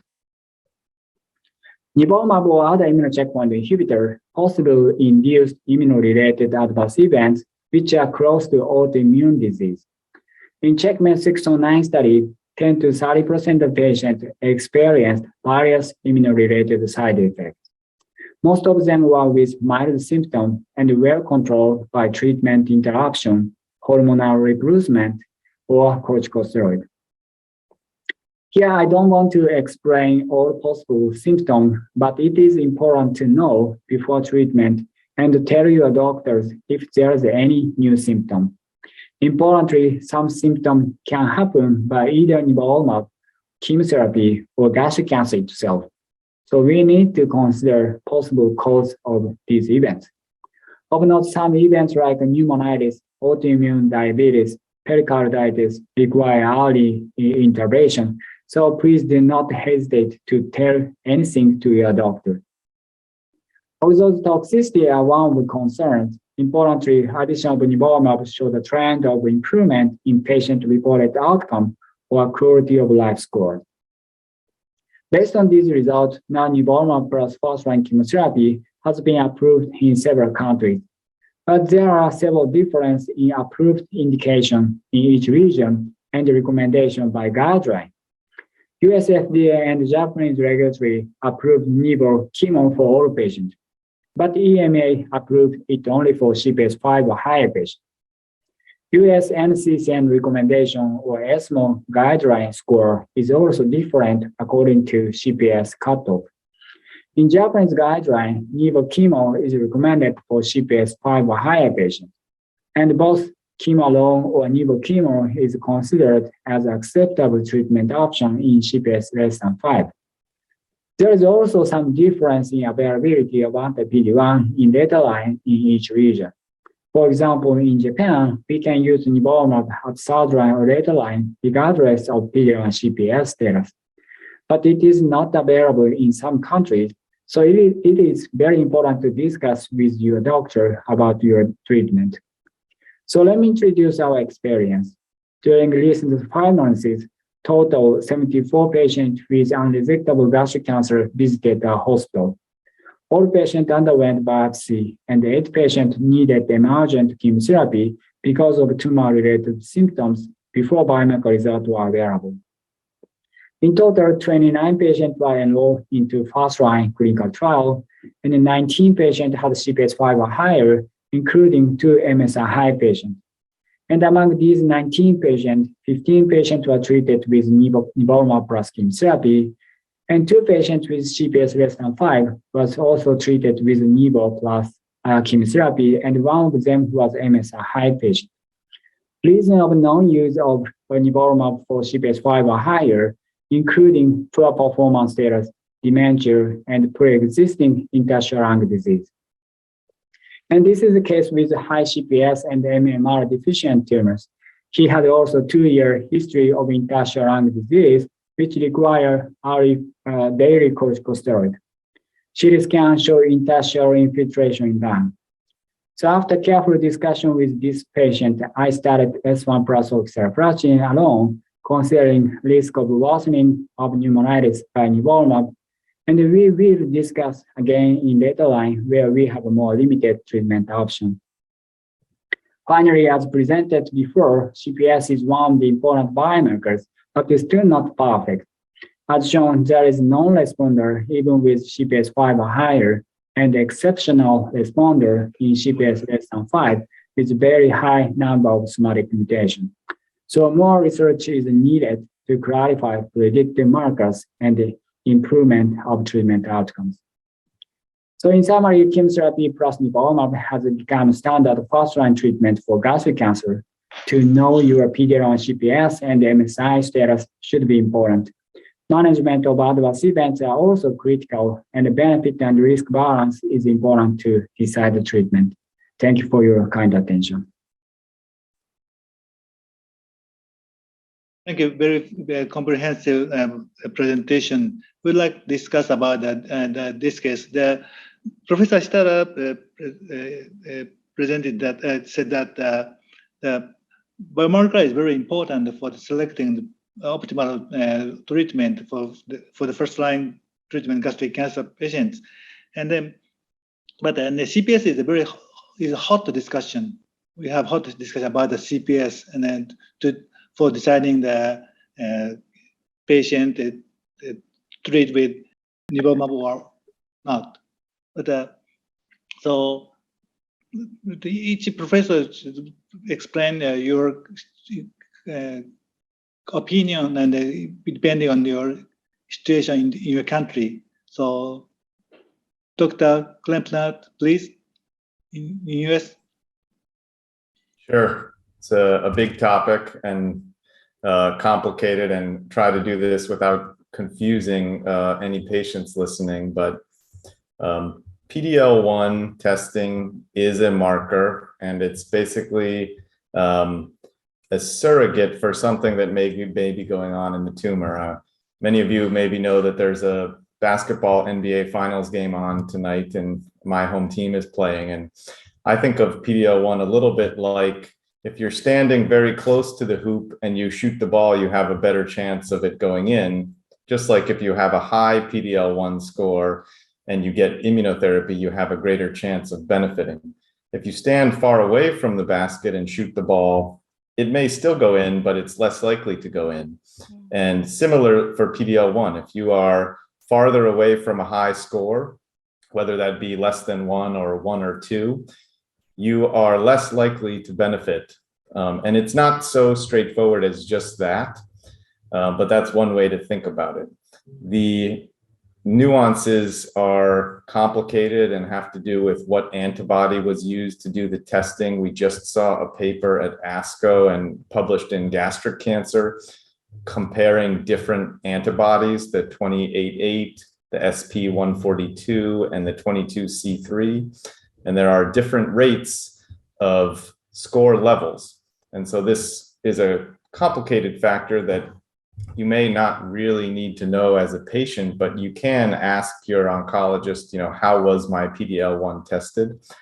At our institution, our interpretation of the data has been that in patients with a Pdl1 score of 5 or higher, the data is very clear that they are likely to derive benefit from adding immunotherapy on top of standard chemotherapy, which is generally FOLFOX for us.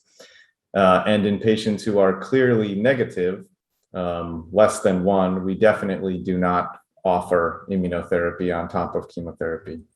The 1 to 5 range is debatable. We always try to make sure that our team has reviewed the outside pathology and tried to do testing with an antibody that we have experience with. If there's multiple biopsy samples, we will often test more than 1 to give a better chance of finding perhaps an elevated score in a metastasis and not in a primary tumor. But that's an individual decision, as Dr. Shitara was discussing, in the sort of 1 to 5 range. So that's how we approach it at our institution, but certainly interested to hear how people in other countries are doing it. Thank you. Thank you. Professor Lin Shan, please. Yes, the situation is quite similar as the US and Japan and Korea. The patients when get the diagnosis with the gastric cancer, we must check the MMR situation and Pdl1 expression, and HER2 positive or negative. And for some of the clinical trial, we also check the Claudin 18.2 or FGFR expression. Also, in China, have not get the proof by the indication for EBV infection, But for this population, they can get remarkable benefit from the PD-1 combined with the chemo. So we almost every patient will check the EBR to confirm the EBV infection or not. So I think for gastric cancer, because the first line treatment have proved to can get more benefit from the immunotherapy combined chemo, or HER2 positive can get more benefit for anti-HER2. So almost patients check this biomarker before the treatment. Okay, thank you very much. So I think that the biomarker there are the two types of biomarkers. The one is excluding the patient who did not respond, who will not respond to treatment, the negative selection. Another one is a positive selection, enriching the patient who's responding. So I think that so Professor Shitara, you presented that the CPS is very important for selecting patient. So which aspect do you mean? A positive selection or negative exclusion? So I think it could be both, but more for exclusion of patients with a very small or almost no benefit of checkpoint inhibitors. But the response rate is different. The improved by adding nivolumab regardless CPS. So I know it could be most complicated result from Checkmate 609. As you say, response rate was improved even in CPS low group, but the PFS and the OS benefit was almost no or very small. So maybe very small population of CPS less than five can achieve the good response and long duration, but the population is very small. I believe further biomarker analysis could be needed to identify such population. Thank you. Thank you. Professor Janjiliang, please show your opinion. Yeah, I think what Dr. Klempner said about really ensuring that the test that you're doing is done, Pdl1 is done on a proper sample with adequate tumor content, and that you're really convinced that the testing is reliable. What we see in first-line setting and setting of large studies where we have reliable, good quality tumor sample with good content and so forth, that the 60%, most of the patients should have CPS5 positivity or higher. And we've seen this repeatedly across different studies. Checkmate 649, which is the study that we did, Orient 16, which was a study coming out of largely Asia and China. Also CPS5 greater than 60%, 5 was in 60% of population. So if in your institution or the hospital that you are being cared for, you don't see that rate, and it's because there were some issues with methodology.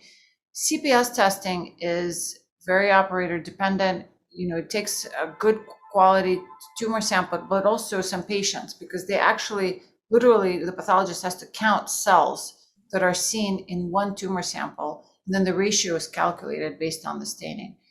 I personally, as a clinician, believe it's not a black and white variable, it's a continuous variable.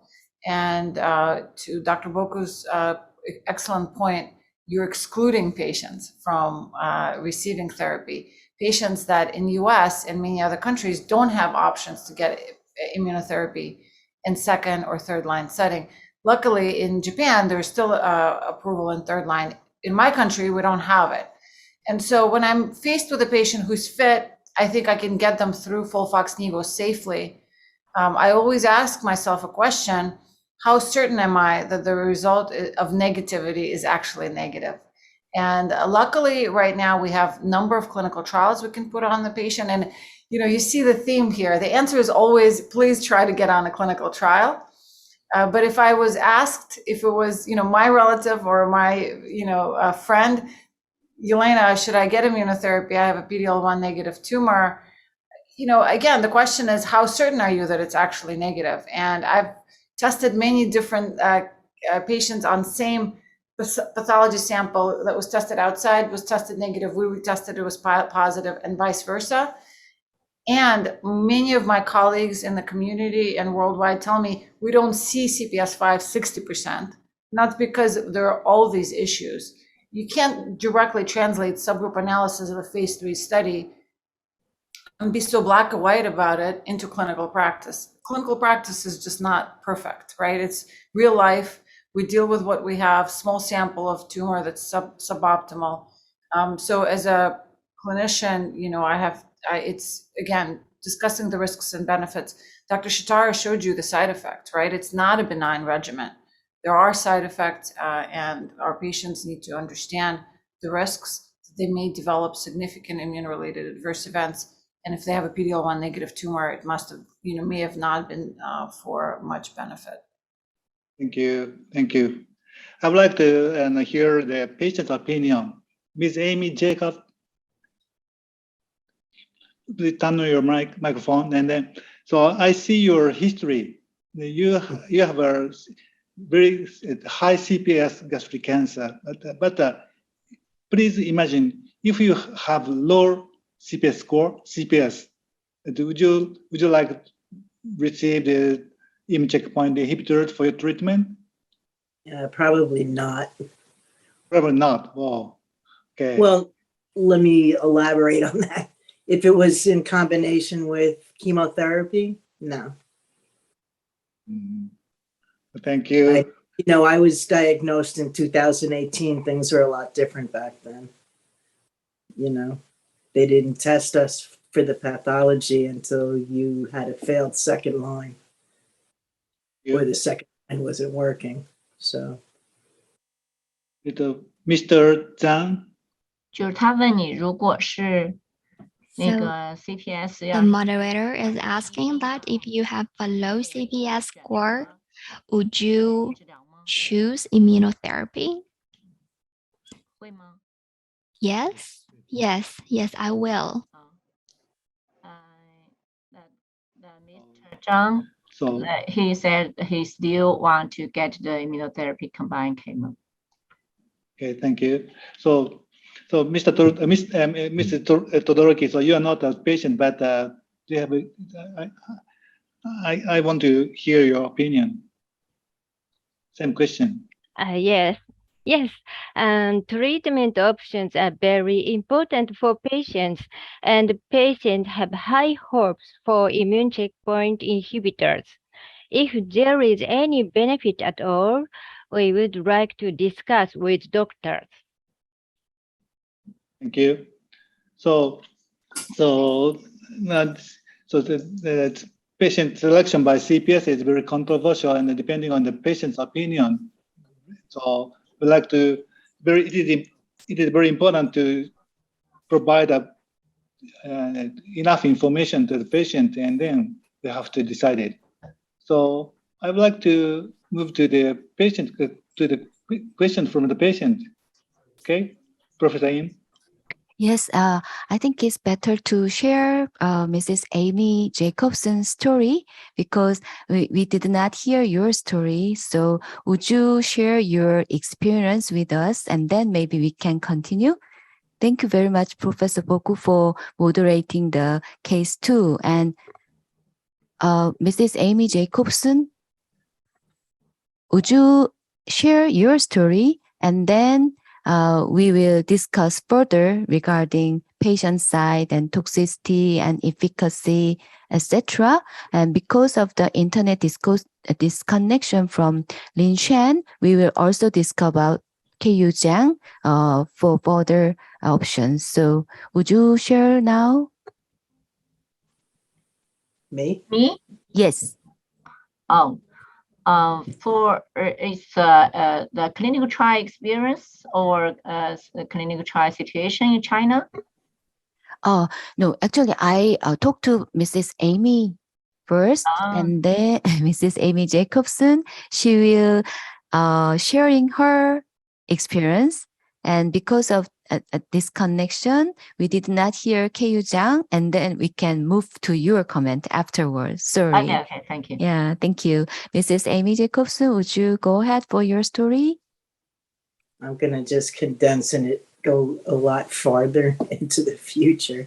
I was diagnosed June 13th of 2018, stage 4. It was a 9.5 centimeter tumor that had perforated the lower portion of my stomach.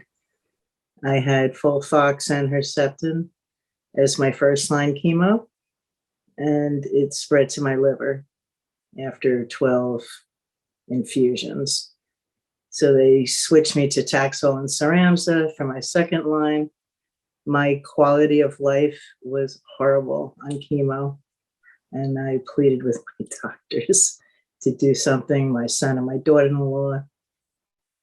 That's when they did the secondary pathology, and that was 2019 in March. It came back that I was MSI high, and I was also Pdl1 80%. And they put me on Keytruda as a sole agent, March 25th of 2019. Each scan after that was showing decrease of the liver metastasis. Until November of 2019, it was no evidence of disease. I'm still on Keytruda, and it's still NED, and hopefully it stays that way. Thank you. My condensed story. Thank you. And do you have any question to Professor Klempner or? I do have a question about if anybody has had somebody on Keytruda stage 4 that had a complete response. What is the end point of treatment? I've had 51 infusions so far of just the Keytruda. And every once in a while, the conversation between my oncology team comes up. You know, do you think about stopping? I'm quite frankly a little scared too. So, you know, I don't know anybody has other patients that stop. Some people get a adverse effect that causes them to stop and they stay off it and it's fine. But I'm a little leery about leaving the barn door open for it to creep out again. That's my question. So maybe I would take this question. So because I have more than 10 patients who discontinued immunotherapy after achieving complete response with MSI high, gastric, and other cancers. And usually we are in clinical practice or in clinical trial, checkpoint inhibitor could be continued until 2 years from the beginning of treatment. And usually it was recommended to stop after that if you achieve the complete response. And actually, because of the small number of population, around 10 patients, none of my patients have a recurrence of tumors after discontinuation of immunotherapy. So this is a very unique characteristic of MSI high patient. Yeah, I would only add on top of that you know we learn from our other colleagues who treat with immunotherapy a lot, and in melanoma the pattern is very similar. If you had a complete response to therapy and then you stop, the recurrence risk is actually relatively low. Like I think it was like 8 or 10% in a relatively recent series. So many patients will remain exactly as you are. I think in the future, it's also a place where we may be looking to things like blood tests for minimal residual disease and circulating tumor DNA to help guide the patient in terms of some of thinking through those choices. That's not standard right now. It's still investigational, but it is a tool that we're more and more having access to think about how to decide on who we can stop. But complete responders do better than stable disease or partial responders when you stop. And, you know, I agree with Dr. Shitara. You've been on since 2019, and in our clinic, we would generally be pretty comfortable in someone like you thinking about a treatment holiday.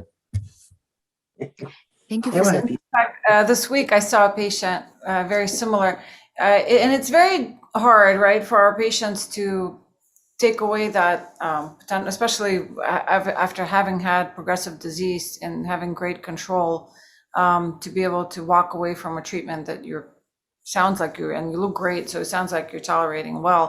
One possible tool, if it's available to you, that I found helpful is circulating tumor DNA. So MSI tumors in particular, because there's so many mutations in the tumor, they lend themselves very well to monitoring by circulating tumor DNA.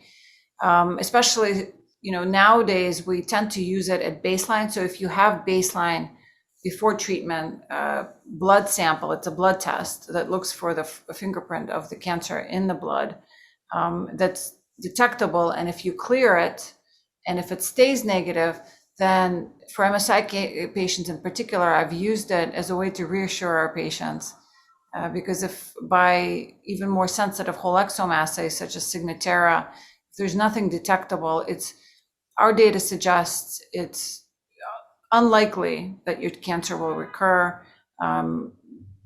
However, if the tumor is still detectable by circulating tumor DNA, most of these patients end up suffering radiographic progression. Thank you for the discussion, Professor Lin Shen. We cannot discuss the Mr. Kyu Zhang's case because Mr. Kyu Zhang received perioperative immune checkpoint inhibitor with chemotherapy under the clinical trial. Would you discuss about Mr. Kyu Zhang's case and discuss about the situation in China? All right. Thank you. In China, the patients get the information about the clinical trial only by the clinical trial GOV website or government information. But more information is come from the hospital website and the patient's doctor. They will communication with the doctor. The doctor will give some the clinical trial information. So I think in China, this information is quite few. So then after we will confirm this the situation. We will learn a lot from the US and Japan. Thank you very much. We have 2 questions from patient. I think we have a limited time, so we already covered the NGS and biomarker clinical trial for the stage 4 gastric cancer. We have 2 questions from online. So the one is regarding immunotherapy. What about the patient who present with autoimmune necrotizing myopathy as a paraneoplastic syndrome of later discovered gastric cancer? Can they use immunotherapy? It's a very hard question, but with Professor Shitara, because you have a many experience, so would you give your opinion and then maybe we can open discussion for the other experts? Yeah, this should be very difficult question because this kind of paraneoplastic syndrome is relatively low incidence in gastric cancer. But if I am the doctor for that kind of patient, I first do biomarker analysis like MSI or Pdl1 CPS, surely, but start chemotherapy, and their response to chemotherapy may improve this kind of autoimmune disease. Even with a paraneoplastic syndrome, this kind of symptom can be improved with the chemotherapy alone. So if patient can control well by chemotherapy with or without prednisolone or other immunosuppressive agent for this renal disease, maybe I can add immunotherapy later if patient has a specific characteristic like MSI high or very high CPS score. Thank you. Is there any opinion regarding this question? Thank you. If not, would you give the slide 18 for further discussion regarding the standard of care? And Professor Klempner, would you introduce the first and second line or later line standard of care treatment or currently available option?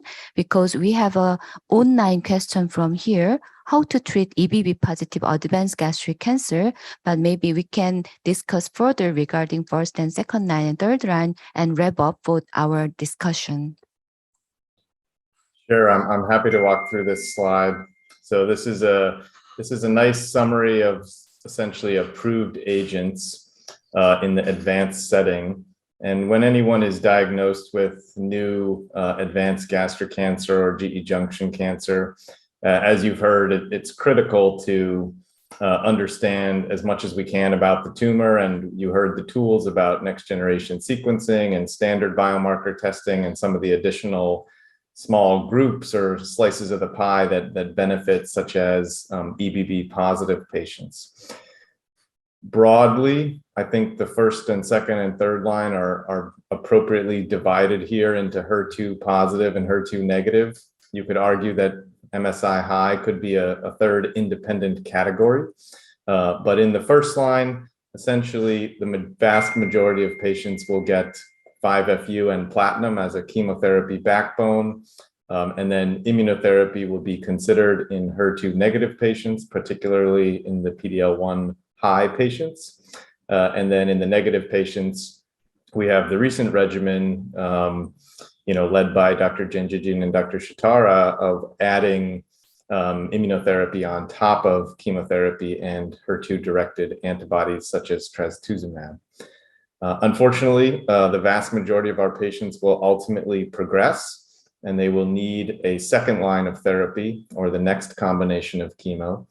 And again, chemotherapy remains an important place in gastric cancer in later line therapies. You see the approved agents here, paclitaxel and ramucirumab, and pembrolizumab in the MSI high population. And then in the HER2 positive, again, paclitaxel and ramucirumab technically remains an option and standard. And then as we heard earlier, the newest player in this is trastuzumab deruxtecan, which in our country is approved for after trastuzumab exposure, so it could be technically used in the second or third line or later. And then in the third line, it's essentially what you haven't used yet in the second line. So irinotecan, docetaxel, and TAS-120. And in the HER2 positive population, trastuzumab deruxtecan, irinotecan, nivolumab, and Lonsurf. I think the take-home message is really, we'd want to try to understand as much as we can before we make a decision with each of these lines and choices. And clinical trials would probably be our number one choice for all of these lines of therapy, but is not listed here. And we try to repeat the biomarker testing at each line of therapy to try to guide those choices. And I think that majority of people on this call do too.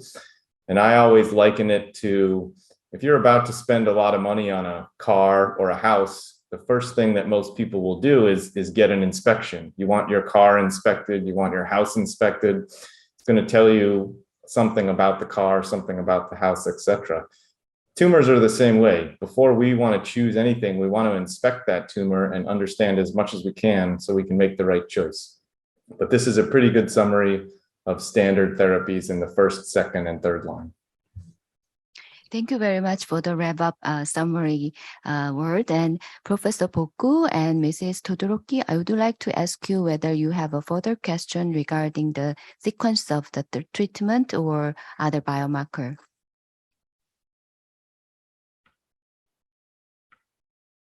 But that unfortunately, that in the gastric cancer field, there is no the biomarker covered only limited patients.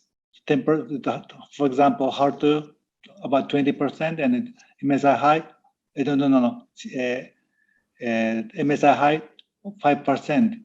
So we would like to develop the new biomarkers and for more active chemotherapy agents. So that is not a question, but my opinion. Thank you. Thank you. Mrs. Todoroki? Yeah, you raise hand? Yes. Yes. At first, I want to say thank you for Amy. Her journey encourages us so much. And I want to ask Dr. Thought, is CPS score 5 an appropriate boundary?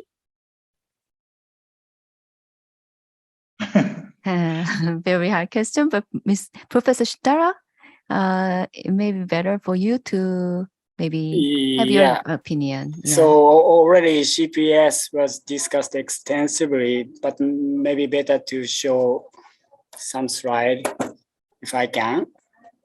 So maybe it is better to show exact, Kaplan-Meier survival curve according to CPS group here, right? So here you can see survival curves in Checkmate 609 according to CPS. Our CPS was already discussed because this was a relatively, a soft biomarker, which subject to some variation according to tumor sample quality or pathological assessment. But here we can see some clear difference in terms of survival benefit. On the left side is a survival curve for CPS 5 or higher. On the middle panel is CPS 1 to 5, and on the right side is CPS less than 1. So here, a survival benefit was clear in CPS 5 or higher, but from this survival curve, the survival benefit was very small or almost no in CPS less than 5. Actual difference in median was 0.1 months, and hazard ratio was 0.94. So maybe I need to touch something from this attraction 4 trial. This is an important trial in Asian countries, not non-Asian countries. So here on the upper panel, you can see PFS and OS difference between two arms, but overall survival was not actually improved with the chemo-nivo without patient enrichment. On the lower panel is a Japanese subgroup from this trial. And here you can see a little bit better placebo plus chemo arm compared with the chemo-nivo arm. So this was not CPS enriched population. So these two trials may suggest that the CPS is especially important for Japanese population. So going back to your question about the definition or threshold for CPS, we also reported CPS 10 or higher population. But the actual enrichment by CPS 10 or higher is not so large compared to CPS 5. So from Checkmate 609, CPS 5 seemed to be best threshold, and it was also reproduced by other study like Orange 16, but maybe we need to more comprehensive analysis from additional studies. Thank you very much. I think it's time to close. I'm so sorry for the shortness of time, and I deeply appreciate your participation, especially Amy Jacobson and Mrs. Todoroki and Mr. Chang, sharing your real experience. It would be very helpful for our patient and guardian. And thank you for your time, Professor Jang Jijian and Professor Bokgu, for moderating the session and for the interesting cases, and Professor Klempner and Professor Lin Shen regarding your wisdom to share with our patient. And I also would like to thank to our KCA and our KCA International Committee members, Sun Young-gong and Jin-won Kim, and Dr. Shitara and Dr. Taeyong Kim for sharing their excellent cases for our discussion facilitation. And I would like to close this session, and I hope you are all keeping safe during this uncertain COVID situation. Maybe we can have a face-to-face meeting in near future. Thank you very much, and thank you for joining. Already Professor Im deliver the closing remarks, so I'd like to close all sessions. Thank you very much for all.